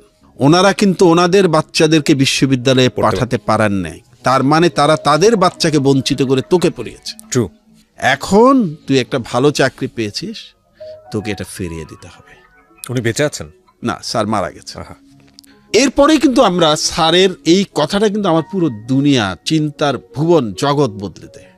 আমার মনে হয় যে না, এইবার আমার দেওয়ার পালা। আমাদের সমাজ, দেশ যতটুকু দেওয়ার আমাকে দিয়েছে, এবার আমার দেওয়ার পালা। এই দেওয়ার তাগিদেই কিন্তু চাকরিতে ঢোকার কিছুদিন পরপরই আমরা পেইড ফরওয়ার্ডের কাজটা শুরু করি। আপনার আইডিয়া হয়তো থাকতে পারে যে পেইড ফরওয়ার্ড বিপন্ন শিক্ষার্থীদেরকে পড়াশোনায় ফিরিয়ে আনে, সাহায্য করে, কোনো ফান্ড রেজ করে না। আমাদের অনেক ডোনার আছেন, তাদের সাথে যারা রিসিপিয়েন্ট, যারা বিপন্ন ছাত্রছাত্রী আমাদেরকে জানায়, আমরা দুজনের মধ্যে ব্রিজিং করে দেই। এভাবে কিন্তু আমরা হাজার হাজার ছেলে মেয়েকে পড়াশোনায় ফিরিয়ে। এটা বাংলাদেশে এখন একটা মহিরুহর মতো, আমরা সেই জায়গাটায় যাব, ইন ডিটেইলি কথা বলবো। বাংলাদেশে এটা একটা ইন্টারন্যাশনাল, ইন্টারন্যাশনাল একটা অর্গানাইজেশন, রাইট? এটা ঠিক ইন্টারন্যাশনাল অর্গানাইজেশন না, একই নামে সব জায়গায় এই মুভমেন্টটা আছে। এটা ইন্টারন্যাশনাল কনসেপ্ট, ওকে, কিন্তু কেউ সবাই স্বাধীনভাবে কাজ করে। স্যার, বাংলাদেশে আপনার হাত দিয়ে এটা শুরু হলো? জি। এবং আপনারা পুরো একটা টিম হিসেবে কাজ করা শুরু করলেন। কত সালের দিকে এটা? আমরা বলি এটা 90s শুরু হয়েছিল পেব্যাক সোসাইটি নামে। ওকে, পেব্যাক সোসাইটি নামে। তখন আমরা খুব ছোট আকারে 40-50 জন নিজেদের মধ্যে একটু বিপন্ন ছেলে মেয়ে পেলে আমরা সাহায্যগুলো করতাম। 2016 সালে এসে আমেরিকা থেকে আমার এক বন্ধু, যেই বন্ধুটা পেন্সিল দিয়ে আমার চোখ গেলে দেওয়ার হুমকি দিয়েছিল, ও আমাকে জানালো যে ও করতো আমাদের সাথে, বললো যে এই কাজটা যে আমরা করি, এটা কিন্তু ইন্টারন্যাশনাল একটা কনসেপ্ট আছে। বেঞ্জামিন ফ্র্যাঙ্কলিনের একটা কনসেপ্ট আছে পেইড ফরওয়ার্ড নামে, যেখানে বেঞ্জামিন ফ্র্যাঙ্কলিনের কাছ থেকে একজনে, তার এক বন্ধু কিছু টাকা ধার চেয়েছিলেন, মিস্টার থর সম্ভবত নাম। বেঞ্জামিন ফ্র্যাঙ্কলিন তাকে $70 মনে হয় ধার দিয়ে একটি চিঠি দিয়েছিলেন। চিঠিতে তিনি বলেছিলেন যে এই টাকাটি আমাকে শোধ করতে হবে না, তোমার বিপদ কেটে গেলে, তোমার আর্থিক সামর্থ্য ফিরে আসতে তুমি এই $70 দিয়ে আরেকজনকে সাহায্য করবে, $70 দিয়ে। এইভাবেই আমার ঋণ শোধ হয়ে যাবে। এই জন্যই বলা হয় পে ইট ফরওয়ার্ড, একজন দিবে, নিবে, সে আরেকজনকে দিবে। রাইট। এবং পরে মিস্টার থর কিন্তু আমেরিকার সিনেটর হয়েছিলেন। তো আমার বন্ধু জানালো যে এরকম একটা কনসেপ্ট আছে, এবং এই কনসেপ্টটা পৃথিবীর অনেক দেশে, 180টা দেশে সম্ভবত এটা প্রচলন আছে, ইনক্লুডিং আমেরিকা। আমরা পেব্যাক সোসাইটিটাকে এই নামটা দেই না কেন? এই নামটা তো খুব সুন্দর। যদি একটার সাথে একটার কোনো রিলেশন নাই, কোনো মাদার অর্গানাইজেশন নাই, কোনো নিয়ন্ত্রণ নাই, আপনিও চাইলে পে ইট ফরওয়ার্ড ঢাকা করে ফেলতে পারবেন। ওকে। তখন আমরা পে ইট ফরওয়ার্ড নামে আত্মপ্রকাশ করি 2016 সালে। তার আগ পর্যন্ত পে ব্যাক ছিল, payback society. Pay back society. Okay. 2016 সালে আমরা যখন তখন আমরা এটা সোশ্যাল মিডিয়া ভিত্তিক করে ফেলি। আমরা এটা করার কয়েক মাসের মধ্যে এটা সদস্য সংখ্যা 8,000-এ পরিণত হয়। এখন এটার সদস্য সংখ্যা প্রায় 25,000। আমি একটু বলি, অন্য গ্রুপের সাথে কিন্তু এই গ্রুপের একটু পার্থক্য আছে। রাইট। আপনার তো মনে হতে পারে যে 25,000 সদস্য আর কতই বা সদস্য, 5 লক্ষ গ্রুপ মেম্বার আছে, এরকম সদস্য তো আছে, 10 লক্ষ আছে, আছে না, 1 কোটি সদস্য আছে। আমার 25,000 সদস্য কিন্তু এখানে আমাদের কিন্তু একটু অন্যরকম, কারণ আমাদেরকে কিন্তু এই 25,000 সদস্য কিন্তু প্রতিনিয়ত একজন আরেকজনকে সাহায্য করে যাচ্ছেন। ও ফাইন। এখানে তিনি সদস্য হন যাকে আরেকজনের কাঁধে হাত রাখতে হয়। শুধু লেখালেখি করে দায়িত্ব শেষ না, সহানুভূতি প্রকাশ করে দায়িত্ব শেষ না। এই 25,000 সদস্য কিন্তু মানে একজন আরেকজনকে স্পর্শ করেন, ফিজিক্যালি হেল্প করেন, আর্থিকভাবে হেল্প করেন, ব্লাড দিয়ে হেল্প করেন। সো এটার সাথে 10 মিলিয়ন কাদের আছে সেটার সাথে মিলালে হবে না। অনেক সাকসেসফুল স্টোরি আছে আমি যেটা জানি ব্যক্তিগতভাবে। একটা যেটা হচ্ছে যে ওই সেকেন্ড স্টেপে আপনারা নিশ্চয়ই এসেছেন, যেহেতু এতদিন ধরে করছেন, মানে কেউ হেল্প করেছে, সে স্বাবলম্বী হয়েছে। অনেক আছে। আমাদের যে প্রথম যে ছেলেটি ছিল সেই তো একটি ব্যাংকের অতি উচ্চ পদস্থ কর্মকর্তা। আমাদের অনেক ছেলে মেয়ে আছে যারা দেশের বাইরে পড়াশোনা করে বেরিয়ে এসছে, যারা এখন তারা পে ব্যাক করছে। কিছুদিন আগে আমাদের একটি মেয়ে একটি বক্তৃতায় বলছিল যে সবসময় চিন্তা করতাম, ওরা আমাকে বাবা ডাকে, বলল যে বাবা কোথায় যাবেন, একসময় কোথায় যাবেন। ওরা বলল চিন্তা করতো, বললো যে আমরা একসময় চিন্তা করতাম যে বাবা কোথায় যাবেন। মানে এত আবেদন আসছে, এত তো অভিভাবক বা ডোনার বাবা পাবেন না, বাবা তখন কি করবেন। মানে সেই ভয়টা এখন আর আমরা পাই না, কারণ একসময় আমরা আবিষ্কার করলাম আমাদের ভাই বোনরা যারা বেরোচ্ছে সবাই তো অভিভাবক হচ্ছে, সবাই তো দায়িত্ব নিচ্ছে। আচ্ছা যাই হোক, মহিউদ্দিন স্যারের কথা অনুযায়ী কিন্তু আমাদের এটা সৃষ্টি, এটার পরে আমাদের অনেস্টি সৃষ্টি, তারপরে প্যারেন্টস লাউঞ্জ, এই কাজগুলো আমরা করা শুরু করলাম। এগুলো বেশি না বলাই ভালো, এগুলি লোকজন বলাই ভালো, নিজের কথা না বলাই ভালো। এইসব ব্যাপারে এগুলি আমরা মানে আমাদের কাজগুলো অন্যরা বলাই ভালো। স্যার প্রথম আলোতে একটা রিপোর্ট হয়েছিল একটা ছেলে, হ্যাঁ প্রথম আলোতে, ওটার দায়িত্ব তো পেইড ফরওয়ার্ড। হ্যাঁ পেইড ফরওয়ার্ড, ও প্রধানমন্ত্রী স্বর্ণ পদক পেয়েছে, ও পড়াশোনা বন্ধ হয়ে গিয়েছিল। এই কাজগুলো আমি একা করি না, আমাদের সবাই মিলে করি। তবে এগুলো আসলে আমরা বেশি না বলা ভালো, কারণ কি জানেন, এগুলো কোনো বড় কাজ না। কি বলেন স্যার, এগুলো বড় কাজ? বড় কাজ না, এগুলো করাটাই স্বাভাবিক। Point, agreed. আমরা করি না বলি এগুলোকে মানে এগুলোকে বড় করে দেখি। রাইট, এটা আসলে মানুষের দায়িত্ব। পেইড ফরওয়ার্ডকে বড় করে দেখি, অনেস্টকে বড় করে দেখি, প্যারেন্টস লাঞ্চকে বড় করে দেখি, অজ্ঞাত রোগীদের সেবা দেয় সেটাকে বড় করে দেখি। না এটা বড় না তো, এটা তো আমার আর আপনার দায়িত্ব। True, agreed. আপনি এই সমাজ থেকে পেয়েছেন না, এই সমাজকে আপনার পে ব্যাক করতে হবে না, হক আছে না, 17 কোটি মানুষের দাবি আছে না আপনার প্রতি, যাদের টাকায় আপনি পড়াশোনা করেছেন। একমত। এবং আমি দুজনেই আমি প্রত্যেক ধর্ম বলে, বিশেষ করে ইসলাম একটা কথা স্পষ্ট করে বলে যে মহান আল্লাহ তাআলা কিন্তু সব গুনাহ মাফ করবেন, হকের গুনাহ মাফ করতে পারবেন না, যদি সে না মাফ করে। যদি যার হক আপনি আদায় করেননি সে মাফ না করে, তাহলে হাসরের দিন এই 17 কোটি মানুষের কাছ থেকে মাফ চাইবার জন্য তাদেরকে আপনি জড়ো করতে পারবেন? True, very important. আমাকে মাঝে মধ্যে যখন লোকজন বলে যে আপনি ভাই এই কেন, মানে আপনি কিভাবে, মানে কেন এগুলিতে জড়ালেন, কিভাবে করলেন, কেন করলেন, আপনারা কেন করেন, মানে আসলে খুব ভালো লাগে আপনাদের দেখে। তখন আমি মাঝে মধ্যে বলি এটাতে ভালো লাগার কিছু নাই, এটা মোটেও এক্সেপশনাল কিছু না, এটাই স্বাভাবিক, এটা করতে হবে, এটা আপনার দায়িত্বের মধ্যে, এটা আমার দায়িত্ব। এটা আমাকে জিজ্ঞেস করা হবে যে তুমি কি করে এসছো পৃথিবীতে, তোমাকে যে আমি স্বর্গে দিব, বেহেশতে দিব, জান্নাতে দিব, তুমি কি করে এসছো পৃথিবীতে, কে তোমার পক্ষে সাক্ষী দিবে যে উনি আমার জন্য এই কাজ করেছেন? আমি তো নিজের স্বার্থে করছি।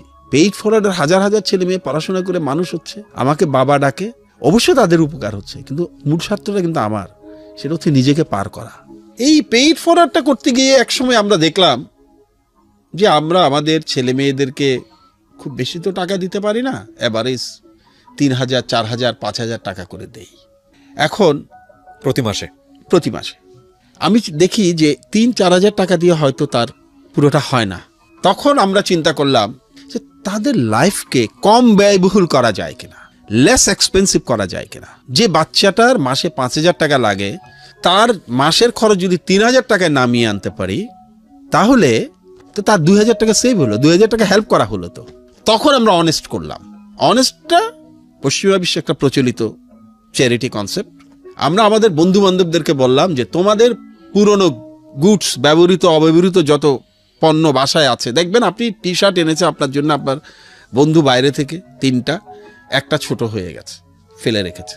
কেউ একটা শু এনেছে, হচ্ছে না, ফেলে রেখেছেন। আপনার মেয়ের জন্য জামা কিনেছেন, বাচ্চারা মাশাআল্লাহ দ্রুত বড় হয়ে যায়, সেই জামাটা আর পরতে পারছে না। আপনার বাসায় খুঁজলে আমি গ্যারান্টি দিচ্ছি আপনি এরকম 20 থেকে 25টা আইটেম পাবেন যেটা আপনার কোনো কাজে লাগছে না। আমরা আমাদের বন্ধুদেরকে বললাম আমাদেরকে এইগুলো দাও। কার কাছে কি আছে জিজ্ঞেস করলো, কি চাও? আমি বললাম ভাই আলপিন থেকে অ্যারোপ্লেন সব দাও। তখন আমরা অনেস্ট গ্রুপটা করলাম ফেসবুকে। তখন আমাদের কাছে আমাদের বন্ধু বান্ধবরা প্রথমে জিনিস পাঠানো শুরু করলেন, জামা, জুতো, ব্যবহৃত জিনিস, অব্যবহৃত জিনিস, কেউ কেউ কিনেও পাঠাতে শুরু। কেন? ওরা জিজ্ঞেস করলো কেন? আমি বললাম এটা দিয়ে আমি একটা নতুন প্ল্যাটফর্ম করব। প্ল্যাটফর্মটার নাম হবে অনেস্ট। সেটা হচ্ছে তোমার এই টি শার্ট, যেটা নতুন টি শার্ট, যেটার দাম বাজারে হয়তো 1500 টাকা, এটা আমি 300 টাকায় ছাড়বো। তাহলে আমার একটা বাচ্চা 300 টাকায় একটা 1500 টাকা দামে শার্ট পরতে পারবে। কিন্তু মজাটা এখানে শেষ না। আমাদের এই অনেস্টের পার্টনার হচ্ছে কিন্তু আমাদের মেম্বাররা যারা কিনেন, 60% প্রফিট যায় তার কাছে। ওকে, তার মানে যখন আমি বলি যে এই শার্টটা 1500 টাকা দামের শার্টটা 300 টাকায় আমি আপনাকে দিচ্ছি, 60% প্রফিট আপনার। তার মানে 180 টাকা আপনার, 120 টাকা আমার। ওকে, তার মানে আসলে উনি শেষ পর্যন্ত এটা নিচ্ছেন 120 টাকায়। রাইট। সেই 120 টাকায় যে 40% আমি পাচ্ছি, সেটা আবার চলে যাচ্ছে চ্যারিটিতে। কিভাবে যাচ্ছে? আমাদের একটা স্লোগান আছে অনেস্টের। প্রথম স্লোগান হচ্ছে স্টপ সেলিং, স্টার্ট হেল্পিং। ওকে, এরপরে আমাদের একটা 5 লাইন আছে। সেই 5 লাইন হচ্ছে if you have a bad day today, আজকে যদি আপনার দিনটা খারাপ হয় দয়া করে আমাদের বলুন, আমরা আপনার পাশে দাঁড়াবো। মানে আমাদেরকে শুধু জানালেই হয় যে আমার কাছে আজকে কেনার টাকা নাই, আমরা সেটা ফ্রি দেই। ওই 40%-এর একটা অংশ চলে যায় অপারেশনাল এক্সপেন্সেস, আর বাকিটা কিন্তু ফ্রি গুডস। ওকে, অনেস্টে 3টা পণ্য যদি দামে হয়, আপলোড হয়, বা বাজার মূল্যের চেয়ে 10 ভাগের 1 ভাগ দামে, ইভেন খাদ্যপণ্য কিন্তু আমরা বাজারে পেঁয়াজ যখন 250 টাকা তখন আমাদের এখানে 60 টাকা ছিল, 60 টাকা ছিল। ওটাকে আমরা বলি লস সেগমেন্ট। অনেস্টলি 1 টাকা প্রফিটে কিন্তু আমরা নেই না। ওই তখন ফ্রি সেগমেন্ট থাকে। ফ্রি সেগমেন্টে জামা, জুতা, কাপড় চোপড়, লুঙ্গি, বই, যা যা লাগে, তেল, নুন, সাবান, যা লাগে সব আছে। আমরা বলি যে এটাকে বলি ডোনেটেড ফরওয়ার্ড। মানে যার যা লাগে শুধু আমাদেরকে বলবেন, আমরা পৌঁছে দেব। আর আমাদের সদস্যদেরকে বলি ভাই সবাই তো অনলাইনে আসতে পারবে না, সবাই তো এটার খবর জানবে না। তোমরা দয়া করে তোমাদের এলাকায় যদি দেখো যে কারো বাসায় চাল নাই, কারো পরনের কাপড় নাই, কোনো বাচ্চার বই নাই, একজন অসুস্থ রোগী পড়ে আছেন, ওষুধ নাই, তোমরা পিক করে এসে নিয়ে পৌঁছে দাও। এই জন্য ডোনেটেড ফরওয়ার্ড। মানে আমরা ডোনেশনটার ব্যবস্থা করে দেবো, তুমি ফরওয়ার্ড করে দেবে। কিন্তু পরে মজার ব্যাপার হলো, এই ব্যাপারটা আসলে না, মানুষ অনেক ভালো। মানুষ সম্পর্কে আমি অসাধারণ ইতিবাচক ধারণা পোষণ করি। কারণ এই যে পেইড ফরওয়ার্ডে হাজার হাজার ডোনার, হাজার হাজার অভিভাবক কোনোদিন ছিলেন না, উনি না জেনে আমেরিকা থেকে একটা বাচ্চার অ্যাকাউন্টে টাকা পাঠিয়ে দিচ্ছেন। তার কোনো রক্তের সম্পর্ক নাই, তার কোনো দায় নাই, কিন্তু তিনি আরেকজন মানুষকে বড় করছেন, নিজের বাচ্চার সাথে আরেকজন মানুষকে। অনেস্টলি দেখা গেল যে আমাদের বন্ধু বান্ধব ছাড়িয়ে কোত্থেকে যে এত ডোনেশন আসে, কার্টুনে কার্টুনে ডোনেশন। এই যে আপনার এই স্টুডিওতে ঢোকার আগে আমাকে কুরিয়ার সার্ভিসের যিনি পৌঁছে দেন, উনি বারবার ফোন করছিলেন যে একটা প্যাকেট এসছে স্যার, ভুলে ভদ্রলোক আমার ঠিকানায় পাঠিয়ে দিয়েছেন, অনেস্ট অফিসের ঠিকানায় না পাঠিয়ে। এখন আমি তো নাই, আমাকে তো পাচ্ছে না। এরকম কত মানুষ যে আছেন, কত জিনিস যে পাঠান, এবং প্রতিটা জিনিস মানুষের কাজে চলে যাচ্ছে। আর ইদানিং আমাদের একটা সুবিধা, আমরা কিন্তু একটা কথা বলি, আমাদের কোনো কাজে কিন্তু 1 টাকা ডোনেশনে নেওয়া হয় না। আচ্ছা, নেভার এভার ক্যাশ। আপনি যদি অনেস্টকে জিনিস দিতে চান, আপনার পুরোনো শার্ট দিবেন, গেঞ্জি দিবেন, আমরা নিব। আপনি অনলাইনে দেখবেন আপলোড হচ্ছে, বিক্রি চলে যাচ্ছে, মানে ভেরি মাচ ক্লিয়ার যে আপনি 10টা শার্ট দিলেন, আপনি দোকানে ঢুকে দেখলেন যে 10টা শার্ট আপলোড হয়েছে। আপনি 1 ঘন্টা পরে দেখলেন যে 10টা শার্টের মধ্যে 2টা চলে গেছে, 4টা চলে গেছে, 5টা চলে গেছে। কোনো ওয়েবসাইট আছে? হ্যাঁ, ওয়েবসাইট এবং ফেসবুক পেজের মাধ্যমে। পেইড ফরওয়ার্ডটা হচ্ছে paid forward Bangladesh let us spread kindness, okay, এটা একটা। আর এটা হচ্ছে অনেস্ট, HONEST, honestbangla.com, আর ফেসবুকে শুধু অনেস্ট। ওকে। আর এগুলো পাওয়ার আরেকটা সহজ উপায় হচ্ছে, মানে যদি এগুলো মনে না থাকে, সেটা হচ্ছে বাদল সৈয়দ, BADALSYED দিয়ে যদি আমাকে সার্চ করে খুঁজে নেওয়া যায়, আমার ওখানে গেলে এগুলো সব পাওয়া সব লিংক আছে। যাই হোক, যেমন মনে করেন আমরা কিন্তু কিছু মজার কাজ করি এই যে অনেস্টের মাধ্যমে, এই যে 40% টাকাটা দিয়ে। পরশুদিন রাতে চট্টগ্রাম বইমেলায় ছিলাম, দেখলাম 2টো তরুণ বই উল্টে পাল্টে দেখছে। দেখে একজনে রেখে দিল, পাশের বন্ধু জিজ্ঞেস করছে নিবি না, কিন্তু দেখলাম যে খুব মনোযোগ দিয়ে পড়ছে বইটা, কয়েকটা পৃষ্ঠা, রেখে দিল। নিবি না? বলে না রে, টিউশনির বেতন পাইনি। তখন ওই বন্ধুটি বলল কয়েকদিন আগে দিয়ে দিতে বল টিউশনির বেতন। তখন যে বইটি পড়ছিল সে বলল দিবে না রে। আমি জানি, যেহেতু আমি টিউশনি করছি, যদিও আমি যাদের বাসায় টিউশনি করেছি তারা অত্যন্ত ভালো মানুষ ছিলেন, সে 2জন বই না কিনে চলে গেল। সাথে সাথে আমরা অনেস্ট একটা প্রোগ্রাম চালু করলাম, সেটা হচ্ছে একদম বিনা শর্তে আমরা বই কেনার জন্য 500 টাকা পর্যন্ত লোন দিব। শুধু বইটা কিনে রিসিপ্টটা আমাদেরকে ইনবক্স করে দিতে হবে বই কেনার প্রমাণ হিসাবে, এবং এটা আপনার সুবিধা মতো সময়ে 500 টাকা আপনি আমাদেরকে শোধ করে দিবেন। আর যদি আপনি মনে করেন যে শোধ করতে পারবেন না, অন্যভাবেও শোধ করতে পারেন। সেটা হচ্ছে যারা চট্টগ্রামে থাকেন, আমাদের প্রচুর কাজ তো, প্রতি 8 মিনিটে অনেস্ট একটা প্রোডাক্ট সাপ্লাই দেয়, প্রতি 8 মিনিটে। ফাস্টেস্ট অনলাইন শপ বলি আমরা। ওয়াও। থাকেই না প্রোডাক্ট, থাকেই না, থাকবে না তো। কারণ সম্প্রতি একটা ইউরোপিয়ান বড় একটা কোম্পানি তাদের CSR এর প্রোগ্রামে আমাদেরকে নিয়ে এসছে। তারা তাদের সিজন শেষ হয়ে গেলে, যেটা ইউরোপে আপনি $50 দিয়ে, 50 পাউন্ড দিয়ে, 40 পাউন্ড দিয়ে, 30 পাউন্ড দিয়ে কিনবেন, সে কাপড়গুলো আমাদেরকে দিয়ে দিচ্ছে। আমরা এগুলো দিচ্ছি 200 টাকায়। তো থাকবে কোত্থেকে থাকবে? মানুষ তো পাগলের মতো কিনবে। তা আমরা বললাম যে তোমরা সন্ধ্যার পরে আমাদের, গরিবরাই কিনছে, পোর পিপলরাই কিনছে, এটা এনশিওর করেন। আমরা একটু বলি, এটা শুধু পুয়ার না, এটা আমরা মধ্যবিত্তদের জন্য ওপেন রেখেছি। ওকে, মধ্যবিত্ত, কারণ আমাদেরকে মধ্যবিত্তরা কেউ কোনো অভিভাবক আহ্বান জানিয়েছে, বলেছিলেন যে ভাই আমাদের টাকা বাঁচলে, প্রথমে শুধু ছাত্রছাত্রীদের জন্য ছিল, পরে মধ্যবিত্ত কিছু বাবা মা আমাদেরকে বললেন আমাদের টাকা বাঁচা মানে তো আমাদের বাচ্চাদের পিছনে ইনভেস্ট করা, সো আমাদেরকেও সুযোগ দেন। এখন আমরা মধ্যবিত্তদেরকে ওপেন করেছি। আমাদের প্রায় ওখানে 20,000 লোকজন কেনাকাটা করেন রেগুলার, তাদের ডাটা বেজ আছে, এবং যে কেউ কিনতে পারে, মেম্বার হতে পারে। আমরা আশা করি যে বড় মানে ধনীরা ওখানে যাবেন না, তারা সাধারণত ডোনেট করেন। আচ্ছা, যাই বলছিলাম, আমরা বলছি 500 টাকা তুমি নিয়ে যাও, তুমি তোমার সুবিধা মতো দিও, অথবা তুমি একটা কাজ করতে পারো, সন্ধ্যার পরে আমাদের এখানে চলে আসো, 5 দিন আমাদেরকে 1 ঘন্টা করে সময় দাও, 2 ঘন্টা করে সময় দাও। এই 2 ঘন্টার মধ্যে তোমাকে আমরা আপ্যায়ন করব, ফানি মুডে কাজ করব। আমরা সবাই ওখানে স্টাফ, কিন্তু সব কাজ করব, প্যাক করব, পাঠাবো। তুমি 2 ঘন্টা করে 5 দিন সময় দিলা, 2 ঘন্টা পরে তোমাকে আমরা সুন্দর একটা সার্টিফিকেট দিয়ে দেবো যে তুমি অনেস্টের সাথে ছিলে।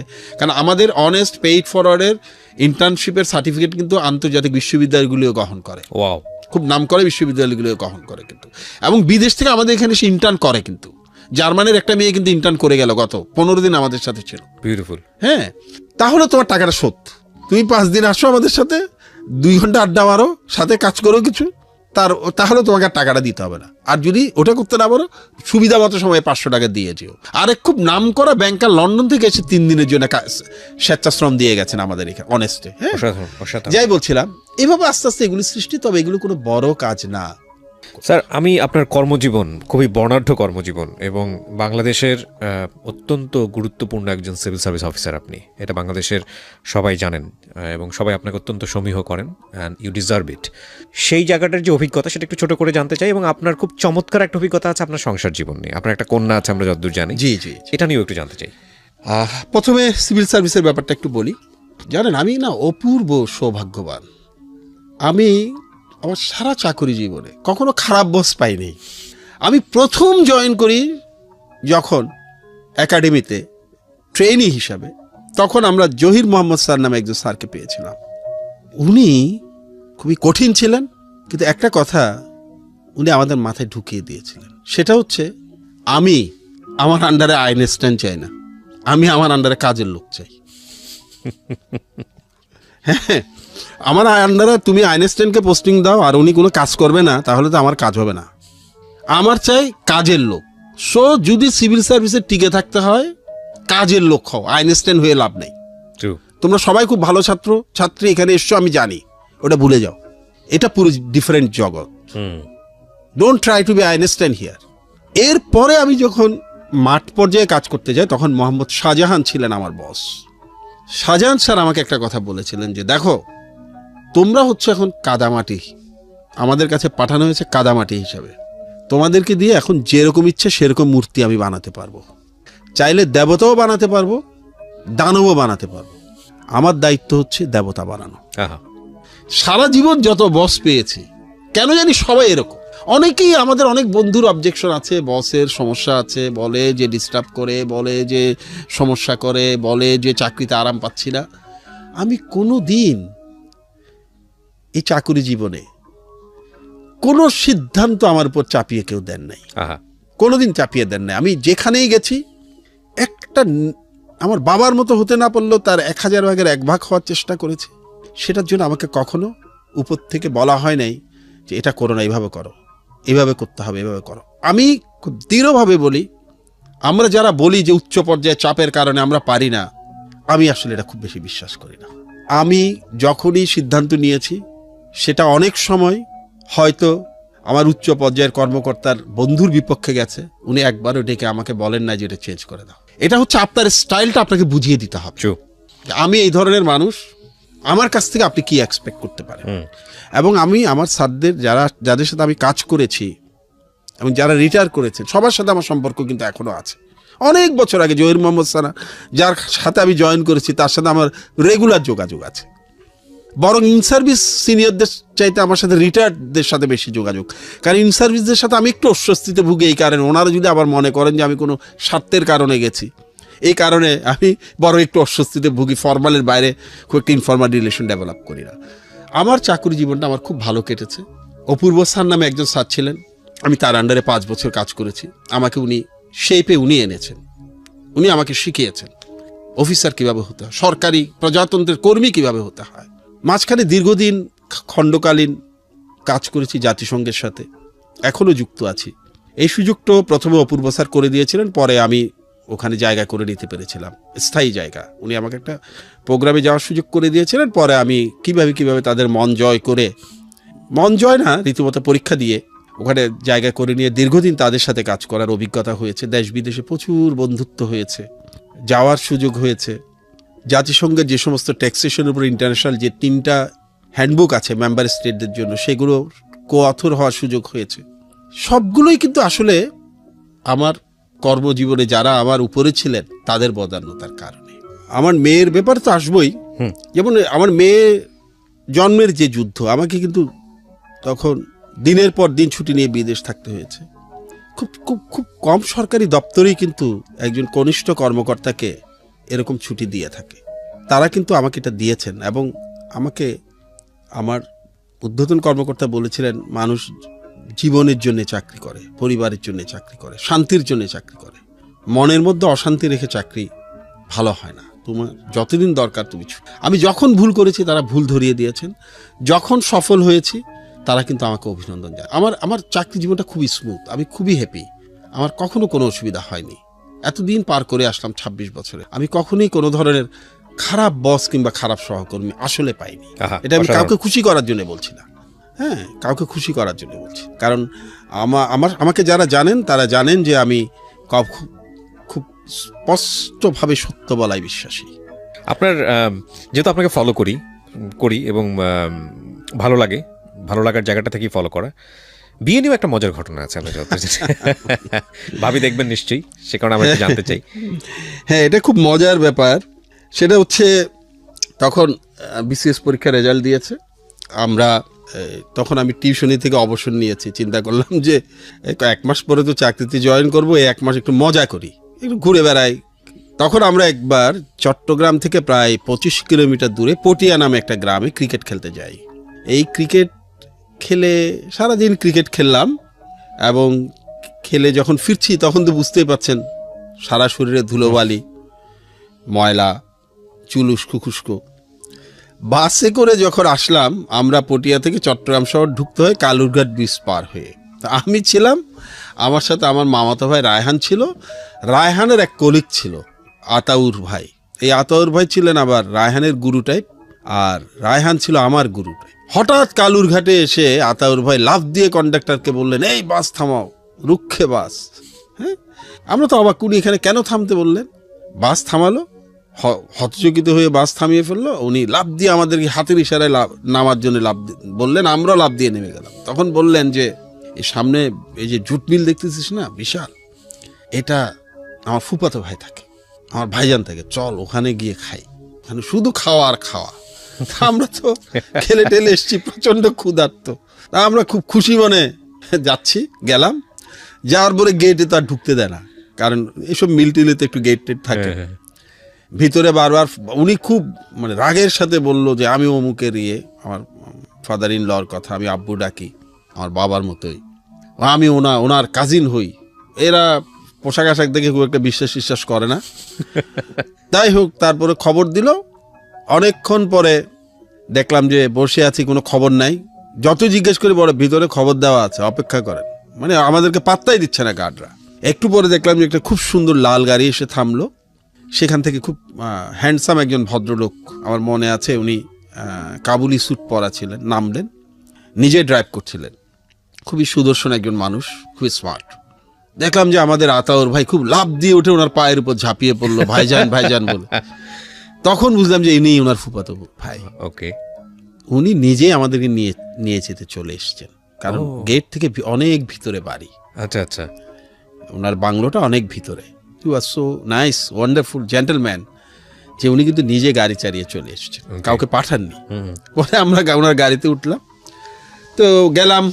খুব সুন্দর বাড়ি, অসাধারণ। পেছনেই কর্ণফুলী নদী, একদম মানে বাড়িটার সাথেই কর্ণফুলী নদী, অলমোস্ট নদীতে পা ডুবিয়ে চা খাওয়া যায় এই অবস্থা। প্রচুর খাওয়া, ওগুলো খেয়ে দিয়ে খুব খুশি মনে বাড়ি ফিরলাম। বাড়ি ফিরে পরদিন সকালে আমি আবার রায়হানের বাসায় গিয়ে হাজির। তো ওকে আমি বললাম যে তোর সাথে জরুরি কথা আছে। তো বললো কি কথা? আমি বললাম মাধুরী দীক্ষিত, আমার মনে আছে এখন, মাধুরী দীক্ষিত ওর কোনো একটা বোধহয় মুভি তখন রিলিজ হয়েছিল ওনার, ওই মুভিটা দেখবি, ভিসিআরে দেখবি, ভিসিপিতে দেখবি, আমার কাছে আছে। আমি বললাম না এটা না। তাহলে কি? আমি মাধুরী দীক্ষিতকে বিয়ে করবো। ওরে তুই কি মাথা খারাপ, তুই গাঁজা টাজা খাইছিস, কি বলিস এগুলি? আমি মাধুরী দীক্ষিতকেই বিয়ে করবো। বলে মাধুরী দীক্ষিতকে বিয়ে করবি মানে তুই কি পাগল নাকি? আমি বললাম কালকে যে বাসায় গেছি ওই বাসার সেজো মেয়ে কি মাধুরী দীক্ষিতের চেয়ে কম সুন্দর? তো ও আমাকে বললো, ও সোজা হাঁটা দিল, বললো আমি এগুলিতে নাই, ফুপু শুনলে আমারে বটি দিয়ে 2 ভাগ করবে, মানে আমার আম্মা 2 ভাগ করবে, আমি এগুলিতে নাই, তোর ব্যাপার তুই সামলা। আমার বাবা ছিলেন আমার সেরা বন্ধু। আমি রায়হান থেকে খুব একটা সাড়া না পেয়ে আমার বাবাকে গিয়ে বললাম যে বাবা, কালকে একটা বাসায় গেছিলাম আব্বা, আমি কিন্তু I am talking from my heart, যার কারণে আপনাদের যে খুব প্রমিত উচ্চারণ সবসময় হয়তো অনুসরণ করবো না। হ্যাঁ, বাবাকে গিয়ে বললাম যে বাবা, আব্বা আমার একটা মেয়েকে খুব পছন্দ হয়েছে, দেখেছি আমি একটা বাসায়, আমি বিয়ে করব। আব্বা বললেন তোমার সাথে পরে নাকি? আমি বললাম না পরে না, এরকম রায়হান নিয়ে গিয়েছিল অমুকের বাসা। আব্বা আম্মাকে বললেন, আম্মা তো আমাকে পারলে আসলেই বটি দিয়ে কোপায়, কারণ এত অল্প বয়স, চাকরি বাকরি করি না, কিছু নাই, টাকা পয়সা নাই, আব্বাও রিটায়ার্ড। কিন্তু দেখলাম যে আমার আব্বার উৎসাহ আরও বেশি। উনি লাভ দিয়ে বললেন যে ডেফার্ড ম্যারেজ সাফার্ড লাইফ, দেরিতে বিয়ে করলে ভুগতে হয়, কোনো সমস্যা নেই, শুধু একটাই সমস্যা, ওনারা তোমার সাথে ওনাদের মেয়ে বিয়ে দিবে কিনা। দেয়ার ওয়াজ এ ডিফারেন্স, বিগ ডিফারেন্স। কিন্তু আমার মনে হয় যে আমার বাবা খুব ভালো মার্কেটিয়ার ছিলেন, আমার মনে হয় আর কি। মানুষকে উনি ওনার এই কালো পাতলা মানে এই ছেলেটিকে যে তখন চাকরিতে জয়েন করেনি, যেভাবে ওই পরিবারকে সেল করে ফেললেন, আমার অতীত বর্তমান ভবিষ্যৎকে তারা রাজি হয়ে গেলেন। তা আমার মনে হয় যে আমার বাবা ওই মার্কেটিং সেন্স খুব ভালো, এবং শুধু তাই না, এটাও দেখলাম যে শুধু ওনারা না, পরিবার না, মাধুরী দীক্ষিত স্বয়ং আমার বাবার ভক্ত হয়ে গেছে। Wow wow wow. তো ওখান থেকে বিয়ের সূত্রপাত। এরপরে আমি জাস্ট 10 দিনের মধ্যে এনগেজমেন্ট হয় ওয়াও। এবং আমি চাকুরিতে ঢোকার 4 দিনের মাথায় বিয়ে করি। জাস্ট আমরা চাকরিতে ঢোকার কয়েকদিনের পরেই বিয়েটা হয়। সো আপনি তখন 21 or 22? 24 আমরা অ্যাপ্লাই 24 করেছি 21-এ, ওকে, জয়েন করতে করতে 24 এ আপনি বিয়ে শাদী করলেন। বিয়ে শাদী সব কমপ্লিট করে ফেলেছি আমি। আমার বাবা এবং আমার বাবার সাথে আমার স্ত্রীর সম্পর্কটা মায়ের সাথেও আসলেই স্বর্গীয় ছিল, আসলেই স্বর্গীয় ছিল। ইউ আর লাকি এনাফ, মানে আমি খুবই ভাগ্যবান। এবং আমার প্রত্যেকটা কাজ, আমাদের এই যে পেইড ফরওয়ার্ড বলেন, অনেস্ট বলেন, প্যারেন্টস লাউঞ্জ বলেন, আমাদের আই হ্যাভ এ ড্রিম, আমাদের বাচ্চাদের জন্য আরেকটা প্রোগ্রাম আছে ব্যাকপ্যাক ফর এডুকেশন, যেখানে সারা বছরের শিক্ষা সামগ্রী কিনে ব্যাকপ্যাকে ভরে আমরা কয়েক হাজার ছাত্রছাত্রীকে দিয়ে দেই। এই প্রত্যেকটা কাজের পেছনে কিন্তু আমার স্ত্রীর অবদান আছে। ও প্রতিটা কাজে শুধু উৎসাহ দেয় না, রীতিমতো আমাকে বাধ্য করে যে এই প্রজেক্টটা তোমাকে নিতে হবে, এটা তোমাকে করতে হবে। অসাধারণ, স্যালুটিভ হবে, এটা তোমাকে করতে হবে, এটা তোমাকে করতে হবে। এবং একটা বাচ্চার প্রবলেম যখন সলভ হয় তখন আমার মনে হয় যে সে আমার চেয়েও বেশি খুশি হয়। একজন রুগী যখন সুস্থ হয়ে বাড়ি ফিরে যান, আমার মনে হয় যে ও আমার চেয়ে বেশি খুশি হয়। একজন বয়স্ক মানুষদের জন্য আমাদের যে প্রজেক্টটি আছে, তাদেরকে টাইম পাস করার জন্য আমরা লঞ্চ করেছি একটা প্যারেন্টস লঞ্চ। এটা পুরোটাই কিন্তু ওর ব্রেন চাইল্ড। ও বললো যে বয়স্করা কই যাবেন, তোমরা আড্ডা মারতে রেস্টুরেন্টে যেতে পারো, তোমরা আড্ডা মারার জন্য কত জায়গায় যেতে পারো, বেড়াতে যেতে পারো, কক্সবাজার যেতে পারো, ওনারা কোথায় যাবেন? ঘরে তো ওনাদের সময় কাটে না, ওনাদের জন্য কিছু একটা করো। ওর কথাতেই কিন্তু আমরা প্যারেন্টস লঞ্চটা করি, যেখানে বয়স্করা সম্পূর্ণ বিনামূল্যে, আমাদের প্রত্যেকটা প্রজেক্ট কিন্তু বিনামূল্যে এসে সময় কাটান এবং আমরা তাদেরকে বাবা মা ডাকি। যাই বলছিলাম, এরপরে আমরা একটা সমস্যার মুখোমুখি হলাম, সেটা হচ্ছে সন্তান লাভে। মেডিকেল সায়েন্স কোনো সমস্যা সেভাবে ডিটেক্ট করতে পারছে না, কিন্তু আমাদের সন্তানও পৃথিবীতে আসছে না। আমরা দেশে অনেক চেষ্টা করলাম, ব্যর্থ হলাম। এর মধ্যে কিন্তু আমার ইমিডিয়েট ছোট ভাই জাপান চলে গেছে পড়াশোনা করতে, আমিও চাকুরি করি। তখন এই যে বললাম, আমার মামাতো ভাই রায়হান, আমাদের একটা পারিবারিক, ওদের একটা পারিবারিক শিপিং লাইন ছিল, সেই শিপিং লাইনে আমার স্ত্রী যোগ দিলেন। এবং শুধু যোগ দেওয়া না, যেহেতু রায়হানের মাধ্যমে বিয়েটা, রায়হান আমার স্ত্রীকে একদম আপন বোনের মতো জানে, সে একটা শেয়ারও ছেড়ে দিল এই কোম্পানির। এই কোম্পানিটা বেশ প্রতিষ্ঠিত কোম্পানি এখন। আমরা তখন সিদ্ধান্ত নিলাম আমরা দেশের বাইরে যাব। এবং দেশের বাইরে যাওয়ার জন্যে তখন আমি বুঝলাম যে একটা পরিবার, বর্ধিত পরিবার, শুধু পরিবার না, কত আন্তরিক এবং মহৎ হতে পারে। কারণ আমি তখন চাকরিতে ঢুকেছি 4-5 বছর, আমার কিন্তু সঞ্চয় নাই। আমি যে ব্যাংককে গিয়ে চিকিৎসা করাবো, সিঙ্গাপুরে গিয়ে চিকিৎসা করাবো, একটা বড় সাপোর্ট দিয়েছিলেন আমার আব্বু। আমার যদিও শব্দটা উচ্চারণ করতে ইচ্ছা করে না, তবুও একটু ক্লিয়ার করার জন্য বলি, আমার ফাদার ইন ল, কিন্তু আমি এটা বলতে চাই না, উনি আমার বাবাই। ওই আমার বিয়ে সূত্রে পাওয়া দুটো, আমার 3টে বোন আছে, 4টা বোন ছিল, একজন মারা গেছেন, আর ভাই আছে। ওরা কিন্তু আমার ভাই বোনই, ভাই বোন বলতে ভাই বোনই, যা আছে তাই কিন্তু তারা আমাদের পিছনে ইনভেস্ট। আমার ছোট ভাই জাপানে গেছে, আমার বোন তখন জাপানে গেছে, আমার ইমিডিয়েট বড় বোন, দুলা ভাই, এরা সবাই কিন্তু এই পুরো আর্থিক ব্যাপারটা দেখেন। আমরা ব্যাংককে গেলাম, আমরা প্রথম সিঙ্গাপুর গেলাম, আমরা ফেল করলাম। তারপরে আমার বোন এবং ভাই আমাদেরকে জাপান নিয়ে গেল। অনেক দিন ছিল আমার ওয়াইফ, প্রায় 7 মাস। আমি ছিলাম অনেক দিন। এরপরে আমি যোগ দেই, সেখানে ফেল করলাম। এর মধ্যে আরও অনেক জায়গায় যাওয়া হয়েছে, সবগুলো জায়গায় ফেল করলাম। লাস্ট আমরা সিদ্ধান্ত নিলাম 2005 সালে আমরা একটা শেষ চেষ্টা করে দেখব। চিকিৎসা বিজ্ঞানে তখন একটা নতুন পদ্ধতি মাত্র এসছে, IVF, ইন ভাইট্রো ফার্টিলাইজেশন, যেটাকে অনেকে ভুল করে টেস্ট টিউব বলেন। আসলে টেস্ট টিউব না, কোনো বেবি টেস্টে হয় না, সবাই মাতৃগর্ভে হয়। টেস্টে শুধু পরীক্ষা নিরীক্ষা করা হয়, নিষিক্তকরণটা করা হয়।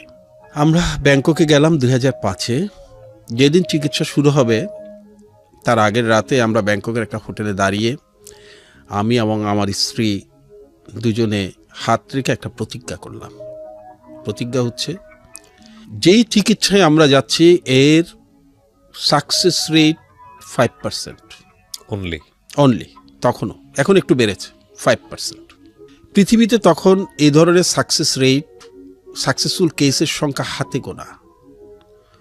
আমাদের বছর খানেক আগে বা 2 বছর আগে একটা কাপল সফল হয়েছেন আমেরিকায়, তারা হচ্ছেন প্রেসিডেন্ট বারাক ওবামা এবং মিশেল ওবামা।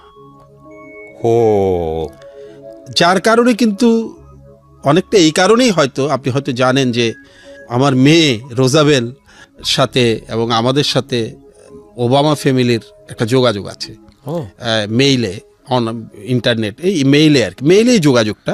তবে যোগাযোগটা আজকে অনেক দিন থেকে 2008 থেকে যোগাযোগটা চলছে, নিত্য যোগাযোগ আছে। Very good. হয়তো এটাও একটা কারণ তারা আমাদেরকে আপন করে নেওয়ার, কিছুটা আপন করে নেওয়ার। দেখা হয় নাই বা কোনোদিন হয়তো দেখা হবে না, ওকে, হ্যাঁ, কিন্তু আমাদের ভার্চুয়াল রিলেশনটা খুব ভালো। ওয়াদা করছিলাম, ওয়াদাটা হলো যে আমাদের চিকিৎসা যদি সফল হয় এবং আমাদের কোনো সন্তান যদি পৃথিবীতে আসে, তাকে আমরা আমাদের সন্তান বিবেচনা করব না, তাকে আমরা পৃথিবীর জন্য উৎসর্গ করব। তার কাজ হবে মানুষের সেবা করা। ফরচুনেটলি সেবারে মিরাকলটা ঘটে গেল। আল্লাহ কবুল করেছে। 5%-এর মধ্যে সফল হওয়া অর্থে এই অর্থে যে আমার স্ত্রী গর্ভবতী হল IVF এর মাধ্যমে। 3 মাস পরে আমরা দেশে চলে আসলাম। দেশে চলে আসার পর একটা অত্যন্ত অনাকাঙ্ক্ষিত ঘটনা ঘটে গেল। দেখা গেল যে হঠাৎ করে আমার স্ত্রীর প্রচুর রক্তপাত শুরু হলো। তাকে খুব দ্রুত হাসপাতালে নিয়ে যাওয়া হলো এবং ডাক্তাররা বললেন যে we are to take it out. আমাদের তো মাথায় আকাশ ভেঙে পড়ার মতো অবস্থা, কিন্তু মানুষ কত মহৎ হয়ে দেখেন, যখন সমস্ত ডাক্তাররা সিদ্ধান্ত দিলেন যে এটা টেক আউট করে ফেলতে হবে, তখন কিন্তু একজন ইন্ডিয়ান ডক্টরের কাছে আমরা যেতাম। উনি মাঝে মধ্যে বাংলাদেশে আসতেন, ডক্টর শিশির দত্ত। উনি আমার স্ত্রীকে মা ডাকতেন, আমার স্ত্রী তাকে বাবার মতো শ্রদ্ধা করত। আমরা খবর পেলাম যে ফরচুনেটলি তখন উনি চট্টগ্রামে আছেন কারণ আছে। উনি বাংলাদেশে বেড়াতে এসে কক্সবাজার গিয়ে ঘোড়ায় চড়েছিলেন, ঘোড়া থেকে পড়ে গিয়ে কোমর ভেঙে ফেলেছেন। পুরোটা লোহার একটা খাঁচা দিয়ে ওনার কোমরটা বেঁধে রাখা হয়েছে, উনি শুয়ে আছেন, মানে ওই খাঁচাটার মধ্যে ওনার কোমরটা করা আর কি, ঠিক করার জন্য। যখন আমি তো যেতে পারছি না হসপিটাল থেকে, আমাদের একজন আত্মীয় ওনার কাছে গেল, তো বলল যে এই অবস্থা কি করা যায়। তখন উনি বললো একটা অ্যাম্বুলেন্স খবর দাও। ওনার সাথে যারা আছে তারা বললো মানে কি করবেন আপনি? বলে আমি অ্যাম্বুলেন্সে শুয়ে শুয়ে ওকে দেখতে যাব। আপনি কি পাগল নাকি, এই অবস্থা আপনি যাবেন কিভাবে? তখন ডক্টর শিশির দত্ত উত্তর দিলেন, এই মেয়ে আমাকে বাবা ডেকেছে, তার বিপদের সময় আমি পাশে দাঁড়াবো না, এটা হতে পারে না। শিশির দত্ত আসলেন, তাকে ধরে ধরে হলি ক্রিসেন্ট হসপিটালে তোলা হলো। তিনি একটা হুইল চেয়ারে অনেক কষ্ট করে বসলেন, বসে আমার দিকে তাকিয়ে বললেন, এই আমি বসলাম, ভগবান যতক্ষণ না তোমার স্ত্রীকে সুস্থ করে আমি উঠবো না। অন্যদেরকে বললেন, don't take out, let me try. Doctor Shishir Dutta সে অবস্থায় 3 দিন আমার স্ত্রীর পাশে ছিলেন, শুধুমাত্র প্রাকৃতিক প্রয়োজন ছাড়া তাকে ছেড়ে যান নাই। 3 দিন পরে তিনি বললেন, now situation is settled little bit. তবে 4 মাস, মাতৃগর্ভের 4 মাস মানে 16 সপ্তাহ বোধ হয়, 16 সপ্তাহ হতে আর 1 সপ্তাহ বাকি আছে। এই 1 সপ্তাহ যদি কাটিয়ে দিতে পারি তাহলে ওরা নিরাপদ। তবে তুমি তোমার স্ত্রীকে এখানে রাখতে পারবে না, তাকে আবার বাইরে পাঠাতে হবে, কারণ পরিস্থিতি যদি আবার এরকম হয় এখানে হ্যান্ডেল করতে পারবে না। 1 সপ্তাহ কাটার পরে উনি চলে গেলেন। এরপরে ডক্টর তাহের খান দায়িত্ব নিলেন, চট্টগ্রামের বিখ্যাত ডাক্তার। 5 মাস পরে তিনি বললেন যে এবার তোমরা চেষ্টা করো বাইরে চলে যাওয়ার, যেহেতু তোমাদের এটা ভ্যালুয়েবল চাইল্ড এবং দ্বিতীয়বার এই চিকিৎসা করাটা সুযোগ খুবই ব্যয়সাধ্য, পারবো না। তখন আমার স্ত্রীর খালা আমেরিকায় ছিলেন, উনি সব টিকিট পাঠিয়ে দিলেন। এবং তখন কিন্তু আমার স্ত্রী মানে হসপিটাল থেকে ছেড়ে বাসায় এসছে 5 মাসের মাথায়, মানে বাচ্চার 5 মাসের মাথায়, ওম্বে গর্ভে। সে বললো যে আমি আমেরিকান এম্বাসিতে দাঁড়াবো। তা আমরা বললাম যে তুমি কীভাবে তুমি সিঙ্গাপুর যাও, ব্যাংকক যাও। ও বললো যে না, আমি কোথাও আস্থা পাচ্ছি না, কারণ আমাকে ব্যাংকক থেকেও বলা হলো যে আমরা শিওর না এটা হ্যান্ডেল করতে পারবো কিনা, কারণ ব্যাংককের hospital it was the first successful case. আমার স্ত্রী সাহস করে আমেরিকান এম্বাসিতে আসলো, এবং এই জাতীয় কেসকে কিন্তু ভিসা দেন না, আপনি জানেন, কারণ এটা তো আমেরিকান গভর্নমেন্টের অনেক দায়িত্ব চলে আসে, রাইট, তার নাগরিকত্ব দিতে হয়, অনেক কিছু ব্যাপার আছে। আমরা মানুষ আসলে অনেক ভালো, জানেন, যে আমার স্ত্রীকে কিন্তু ওরা ভিসাটা দিয়ে দিল সব জানার পরেও, যে সেই চিকিৎসা করতে যাচ্ছে তার বাচ্চা। এবং শুধু তাই না, তারা বাচ্চার জন্য প্রার্থনাও করলেন যে আমরা উই আর প্রেইং। তো আমার বাচ্চা শেষ পর্যন্ত আমেরিকাতেই হয় 2005 সালে। আমি তখন থাকতে পারিনি, কারণ আমার ছুটি পেতে দেরি হচ্ছিল, ছুটি না, ওই ছুটির পরে ভিসার জন্য যখন অ্যাপ্লাই করলাম তখন ওই যে আপনার আমাদের যে 9/11 ঘটনা ঘটার কারণে একটু ভিসার করা করেছিল, ওই যে আপনার ক্লিয়ারেন্সটা আসতে হয়, সিকিউরিটি ক্লিয়ারেন্স আসতে দেরি হতে আমি আমার বাচ্চা হওয়ার 1 মাস পরে আমেরিকা গিয়ে পৌঁছাই। ফিরে আসার পরে আমি একদিন কি মনে করে অফিসে বসে অফিস আওয়ারের শেষে পুরো কাহিনীটা লিখতে লাগলাম। আমি কিন্তু আমি আমার স্ত্রী কিন্তু day to day diary maintain করতাম, বাচ্চাকে চিঠি লিখতাম, ও যখন গর্বে ছিল, হ্যাঁ, বাচ্চাকে, আমার মেয়েকে পরে তো জানলাম মেয়ে হলো, ওকে চিঠি লিখতাম, তখন নাম জানতাম না, চিঠি লিখতাম, তখন বাবু ডেকে চিঠি লিখতাম, বাবু আজকে এটা হয়েছে, আজকে ডপলারে তোমার আওয়াজ শুনেছি, তোমাকে কখন দেখবো। প্রতিদিন আমিও চিঠি লিখতাম একটা ডায়েরিতে, আমার ওয়াইফও চিঠি লিখতো। ওগুলিকে কম্পাইল করে আমি অসম্ভব ইমোশনাল হয়ে ওর স্ট্রাগলটা লিখে ফেললাম, টোটাল স্ট্রাগলটা লিখে আমি কি মনে করে জানি এটা প্রথম আলোর আনিসুল হককে পাঠিয়ে দিলাম। ওনার সাথে কিন্তু আমার পরিচয় নেই, শুধু লেখালেখির পরিচয়, মানে লেখালেখি মানে আমার লেখা উনি চিনেন না, আমাকে তো তখনও লেখক হিসেবে কেউ চিনে না, কিন্তু ওনার লেখা তো সব সারা বাংলাদেশ চিনে। লিখে আমি ভুলে গেছি যে এটা তো আনিস ভাইকে, আর এটা পড়বেন নাকি, আনিসুল হকের এত সময় আছে নাকি। মজার ব্যাপার কি জানেন, 2 দিন পরে আমার ফোন আসলো, একটা ফোন এসে বলল আপনি কি বাদল সৈয়দ বলছেন? আমি বললাম হ্যাঁ আমি বাদল সৈয়দ বলছি। বললো আমি আনিসুল হক বলছি। আমি প্রথমে বুঝি না, বললাম আনিসুল হক, মানে আমি প্রথম আলো থেকে আনিসুল হক বলছি। আমার তো তখন অবাক, আমি বললাম আনিস ভাই আপনি? বললেন আমি আপনার লেখাটা পড়েছি, আমাদের বন্ধুরা পড়েছেন, আমরা, আপনি যদি অনুমতি দেন, এই জাতীয় অনেক পেশেন্ট বাংলাদেশে আছে, এই স্ট্রাগলটা তাদেরকে শেয়ার করতে চাই। তারা যদি এটা পড়ে, অনেকে যাদের পক্ষে সম্ভব তারা যদি উপকৃত হন, বা ইভেন আমাদের দেশের চিকিৎসকরাও তো উপকৃত হবেন, কারণ ওখানে পদ্ধতিটা তো লেখা, অনেক কিছু লেখা আছে। এটা নিয়ে আমরা একটা ছুটির দিনে লিড স্টোরি করতে চাই। আমি আমার স্ত্রীকে বললাম, আমার স্ত্রী বললো আমার কোনো আপত্তি নেই, যদিও এটা ব্যক্তিগত ব্যাপার, কিন্তু আমার আপত্তি নেই, কারণ মানুষ উপকৃত হওয়াটাই হচ্ছে মুখ্য। এরপরে প্রথম আলো এটা নিয়ে একটা লিড স্টোরি করলো ছুটির দিনে, এবং ছুটির দিন প্রথম আলো যেহেতু খুব জনপ্রিয় পত্রিকা, আমার মনে হয় রোজাবেলের বয়স তখন সম্ভবত 7-8 মাস, সে বাংলাদেশের সবচেয়ে বড় সেলিব্রিটি শিশুতে পরিণত হলো। অজস্র, তখন তো ফোন, মোবাইল ফোন সবার হাতে হাতে ছিল না, তারপরে ফোন আসতো, অজস্র চিঠি পেতাম। এমন অবস্থা হল যে ফোন আসার কারণ আছে, প্রথম আলো পরের সপ্তাহে প্রথম পাতায় ছুটির দিন আমার নাম্বার ছাপিয়ে দিল, বললো যে ওনার নাম্বারটা দিয়ে দিলাম, কারণ ওদের সুইচ বোর্ড জ্যাম হয়ে যাচ্ছে। ওরা আমার নাম্বারটা ছাপিয়ে দিলেন, ওনারা বললেন যে এই হচ্ছে বাদল সৈয়দের নাম্বার, আপনারা ওনার সাথে যারা যোগাযোগ করতে চান যোগাযোগ করেন। এরপরে আনিস ভাই আমাকে বললেন যে বাদল এটা বই করে ফেলেন, কারণ বই করলে এটা দলিল হয়ে থাকবে, আরো ডিটেল লিখতে পারবেন, কারণ পত্রিকায় তো এত স্পেস দেওয়া সম্ভব না।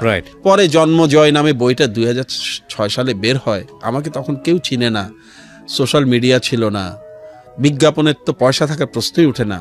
সেই 2006 সালে বের হওয়া বইটা কিন্তু 3টা এডিশন বের হয়েছিল। কোন পাবলিকেশন বের করেছে স্যার এটা? এটা প্রথমে করেছিল চট্টগ্রামের একটা প্রকাশনা, মাস মিডিয়া। প্রকাশকও তো নয়, আমার বই কে বের করবে বলেন? নিজের পয়সা দিয়ে বের করেছি বই, তাও কে করবে? 3rd এডিশনটা করেছিল জ্যোতি প্রকাশ, ঢাকা। জন্মজয়, আপনারা চাইলে জন্মজয়। এই বছর এটা আবার বের হয়েছে, অনেক বছর পর, 13 বছর পরে।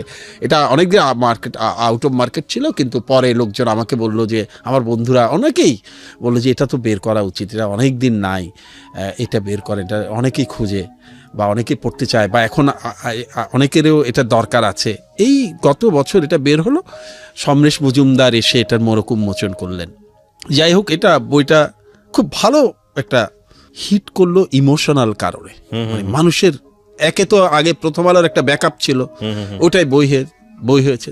3য় সংস্করণ শেষ হয়ে যাওয়ার পরে আমি আমার এক শুভানুধ্যায়ীকে পড়তে দিলাম, উনি খুব পড়াশোনা জানা মানুষ, উনি বইটা পড়লেন, পড়ে উনি আমাকে একদিন ডাকলেন, ডেকে বললেন যে তোমার বইটা আমার ভালো লেগেছে, খুবই ইমোশনাল বই, তবে তোমাকে আমি একটু উপদেশ দিই। আমি বলি দেন। উনি বললেন যে তুমি কি লেখালেখিতে কন্টিনিউ করতে চাও? আমি বলি হ্যাঁ করতে চাই। উনি বললেন যে তুমি প্রচুর পড়ো, আমি জানি, ছোটবেলা থেকে আমাদের পড়ার অভ্যাস, বই পড়ার অভ্যাস, প্রচুর বই পড়ার অভ্যাস ছিল, ওটাই বাঁচিয়ে রেখেছে, আসলে সব জায়গায় উতরে যেতে সহায়তা করেছে। উনি বললেন তোমার পড়ার অভ্যাস আছে আমি জানি, কিন্তু তোমাকে আমি একটু উপদেশ দিই, তুমি যদি লেখক হতে চাও আজকে থেকে 10 বছর একটা শব্দ লিখবে না, শুধু পড়বে। তোমার এটা জনপ্রিয়তা পেয়েছে, কোনো সন্দেহ নাই, বইটা খুবই ভালো, মানুষকে প্রতিটা ক্লাইলে লাইনে কাঁদাবে, এটাও ঠিক, কিন্তু সত্যিকার সাহিত্য হয়নি। 10 বছর দরজা বন্ধ করে পড়ো। দরজা বন্ধ রূপ করতে বলেছেন। আমি কিন্তু এরপরে 10 বছর একটা শব্দ লিখি নাই। এই 10 বছর আমি শুধুমাত্র পড়েছি, আবার সারা বিশ্বের বই, শুধু বাংলা বই না। 10 বছর পরে এসে আমার দ্বিতীয় উপন্যাস জলের উৎস বের হয়। রাইট। এরপরে তো তারপর তো লেখালেখির জগতে রেগুলার হয়ে গেলাম। যেহেতু আপনি ফেসবুকে আমাকে ফলো করেন বা দেখেন, আমরা বন্ধুত্ব আছে ফেসবুকের মাধ্যমে, আপনার তো ধারণা আছে যে আমার মোটামুটি বইয়ের পাঠক প্রিয়তা আছে। স্টিল আমি কিন্তু মনে করি যে আরো অনেক দূর যেতে হবে, পড়তে হবে, আরো অনেক পড়তে হবে। তো এখন লেখালেখিটাও একটা অনুষঙ্গ হয়ে গেছে। বই মেলায় বই আসে, বাচ্চারা পছন্দ, বাচ্চারা মানে আমার তো অনেক ছেলে মেয়ে, সবাই তো আমাকে বাবা ডাকে, ওরা কিনে আগ্রহ নিয়ে, কিন্তু ওদেরকে আমি মানাও করি যে তোমরা বই বেশি আমার কিনো না, কারণ পয়সা খরচ করার দরকার নেই, কিন্তু ইমোশনটাকেও সম্মান করতে হয়। সব মিলিয়ে আসলে ইটস এ ওয়ান্ডারফুল লাইফ। এই কথাটা আমি বলতে চাচ্ছিলাম যে ছবির মতো একটা জীবন কি নাই আপনার এই জীবনে। স্ট্রাগল আছে, আপস অ্যান্ড ডাউন আছে, কিন্তু যেই জিনিসটা আপনি আপনার পরিবারের কাছ থেকে পেয়েছিলেন, বাবার কাছ থেকে পেয়েছিলেন, অনেস্টি, এই সততা আপনাকে আজকে অনন্য একটা উচ্চতায় নিয়ে গেছে। আমরা মনুষ্য জীবনে সবাই কিন্তু স্যার কম বেশি বিভিন্ন রকমের সমস্যার মধ্যে থাকি, বিভিন্ন সবাই, কিন্তু আমরা আমাদের ওই যে মোরাল প্রিন্সিপাল যেগুলো আছে, ভ্যালুস যেগুলো আছে, সেগুলোতে দাগ কেটে যায়। আমাদের এই সমস্যাগুলো কোনো না কোনোভাবে আমাদেরকে বের করে নিয়ে আসে সেখান থেকে। কিন্তু আপনার এই গল্পটা শুনে আমার কাছে যেটা মনে হয় যে অন্যরকম একটা উৎসাহ পাবো। এবং আমি সাজেস্ট করব যে আমার এখানে যারা আসেন, বিশেষ করে আপনি জানেন শওকত এসেছিল কিছুদিন আগে, পুলিশের কনস্টেবল, ওয়ান্ডারফুল সোল, এবং দ্ব্যর্থহীন কণ্ঠে আপনার কথা বলেছে যে আপনার দ্বারা উনি কি পরিমাণ ইন্সপায়ার্ড। তো তখন আমি বলছিলাম যে না, আমি তো তাকে চিনি। তো এই যে মানুষগুলো যারা বিভিন্নভাবে, একটা কথা আছে না, মানে আপনি যেমন আপনার পুরো দুনিয়াটাই কিন্তু সেরকম হয়ে যাবে। তো সামো আপনি যখন আপনি বলছিলেন যে আপনার অফিসের বসদের কথা বা সারাউন্ডিংয়ের কথা, সেই মানুষগুলো কি কাছে পেয়েছেন যে মানুষগুলো হয়তো আপনার মতো বা আপনার মতো করেই ভাবতে শিখেছে। তো আমি আপনাকে ধন্যবাদ জানাই যে আপনি আমার ডাকে সাড়া দিয়েছেন। শুধু সাড়া দেননি, আপনি আপনার ব্যস্ত সময়ের কিছুটা সময় আজকে আপনি দিলেন। আপনারা হচ্ছেন সমাজের রিয়েল হিরো। যে কথাটা বলতে চাচ্ছিলাম যে এই 2 ঘন্টা বা 1 ঘন্টা সময় যদি খুব মনোযোগ দিয়ে এই গল্পটা আপনারা শোনেন, তাহলে জীবনের অর্থ খুঁজে পাওয়া যাবে। আমাদের জীবনে মেন্টরশিপ খুবই গুরুত্বপূর্ণ, খুবই গুরুত্বপূর্ণ। আজকে এখানে বাদল সৈয়দ স্যারের যে গল্পটা আমরা আজকে এখানে তুলে ধরলাম, তার জীবনের মেন্টরশিপ যদি আমরা বলি, 2 ঘন্টা অনুষ্ঠান শুনে আমরা যদি বুঝি, সেটা হচ্ছে তার বাবা। আমাদের প্রত্যেকেরই জীবনে এরকম কিছু মেন্টরশিপের প্রয়োজন আছে। তো আমি মনে করি এই গল্পটা আপনার লাইফে একটা মেন্টর হতে পারে। স্যার, শেষের দিকে চলে এসেছি। আপনার মূল্যবান যদি কিছু বলার থাকে, উপদেশ দেবার থাকে আপনার জীবনের অভিজ্ঞতা থেকে। হ্যাঁ, আমার জীবনের অভিজ্ঞতা থেকে আমি একটা কথা প্রথমে আমি বলি, আমার দীর্ঘ সাক্ষাৎকার শুনে যারা শ্রোতা আছেন, দর্শক আছেন, তাদের মনে হতে পারে যে ওনার মতো মানুষ হয় না, কিন্তু আমারও অনেক ভুল আছে, আমারও অনেক দোষ আছে, যেগুলো হয়তো আলোচনায় আসেনি। তাই আমাকে অনেক কম্প্রোমাইজ হয়তো আমারও আছে। আমি তো এই কারণেই বললাম যে আমার বাবার 1000 ভাগের 1 ভাগও হতে পারে, এগুলো হয়তো আলোচনায় আসেনি। যেই ভুলগুলো আমি করেছি সেগুলো আমি চাই না অন্য কেউ করুক। 1 নাম্বার, আমার যারা তরুণ বন্ধু যারা শুনবেন, তাদের প্রতি উপদেশ, সেই কাজ কখনো করা যাবে না যে কাজটার কথা গিয়ে আমি আমার মা কিংবা বাবাকে বলতে না পারি। যারা বয়স্ক আছেন তাদেরকে আমি বলবো সেই কাজটা করবেন না যেটা নিজের বাচ্চাকে গিয়ে বলতে পারে। এটা আরেকটা কথা আমি বলি যে আমরা মানুষের জন্য কাজ না করাটাই অস্বাভাবিক। মানুষকে ভালোবাসলে, মানুষের প্রতি মমতা দেখালে যে পরিমাণ রিটার্ন পাওয়া যায় উপরওয়ালা থেকে, এটা আর কিছু থেকে পাওয়া যায় না। এই সহজ বিনিয়োগের সুযোগটা আপনি ছাড়বেন কেন? এবং আমি সত্যি কথা কি জানেন, আমি গভীরভাবে বিশ্বাস করি, আজকে আমার রাজকন্যার মতো মেয়েটি আমার কোলে এসছে কিন্তু মানুষের দোয়ায়। আমরা বিশ্বাস করি। বয়স কত স্যার ওরা? এখন 14 চলছে। আচ্ছা, 14 চলছে। তো আমার শেষ কথা হবে, সবাই আমরা অনেকেই বলি যে, আমিও বলি যে খালি হাতে এসেছিলাম, খালি হাতে যাব, এটা আমার লক্ষ্য। কিন্তু আমি একটা প্রশ্ন করি, মনে করেন আমি সিদ্ধান্ত নিলাম খালি হাতে এসেছিলাম, খালি হাতে যাব না, আমি কি নিয়ে যেতে পারবো? আসলে তো পারবো না। কেউ পারে নাই। মিশরের ফারাও সম্রাটরা চেষ্টা করেছিলেন ধন সম্পত্তি দাস দাসী কবরে নিয়ে যেতে, ডাকাতরা কবরেও শান্তিতে থাকতে দেয় না। তাই আসলে পার্থিব জগৎটা খুব বেশি গুরুত্ব দিয়ে না দেখাই ভালো। And the thing is, asset যদি হয়, যদি অ্যাসেটের কথাই বলি, তাহলে অ্যাসেটটা হচ্ছে এইটাই, মানুষের অ্যাপ্রিসিয়েশন, মানুষের ভালোবাসা, মানুষের হ্যাঁ, আমি সেটাই আমি তো বললাম যে আমি নিজেকে পার করতে চাই মানুষের ভালোবাসা দিয়ে। মানুষের ভালোবাসাকেই আমি সঙ্গে নিয়ে যেতে চাই। আমি আসলে আর কিছু নিয়ে যেতে চাই না, চাইলেও আমি নিতে পারবো না। এই জিনিসটা যদি আমরা একটু মনে রাখি না, তাহলে কিন্তু অনেক সমস্যার সমাধান হয়ে যায়। রাইট, অনেক সমস্যার সমাধান হয়ে যায়। মানুষের জন্য নিবেদিত হোক, আমার শুধু একটি প্রার্থনা, একটি কামনা। স্যার, আপনাকে আবারও অন্তরের অন্তঃস্থল থেকে ধন্যবাদ জানাই। আপনার দীর্ঘায়ু আমরা কামনা করি এবং আমরা বিশ্বাস করি একটা প্রদীপের লক্ষ লক্ষ প্রদীপ জ্বালানোর শক্তি আছে, সেটাই হয়। আমরা বিশ্বাস করি এই অনুষ্ঠান দেখে আপনার মতো করেই হয়তো কেউ ভাববেন এবং তারা তাদের মতো করে সমাজে কন্ট্রিবিউশন রাখার চেষ্টা করবেন। আবারও ধন্যবাদ জানাই আমাদেরকে সময় দেওয়ার জন্য। আপনাকে অনেক অনেক ধন্যবাদ। যারা শুনছেন এবং সোশ্যাল মিডিয়াতে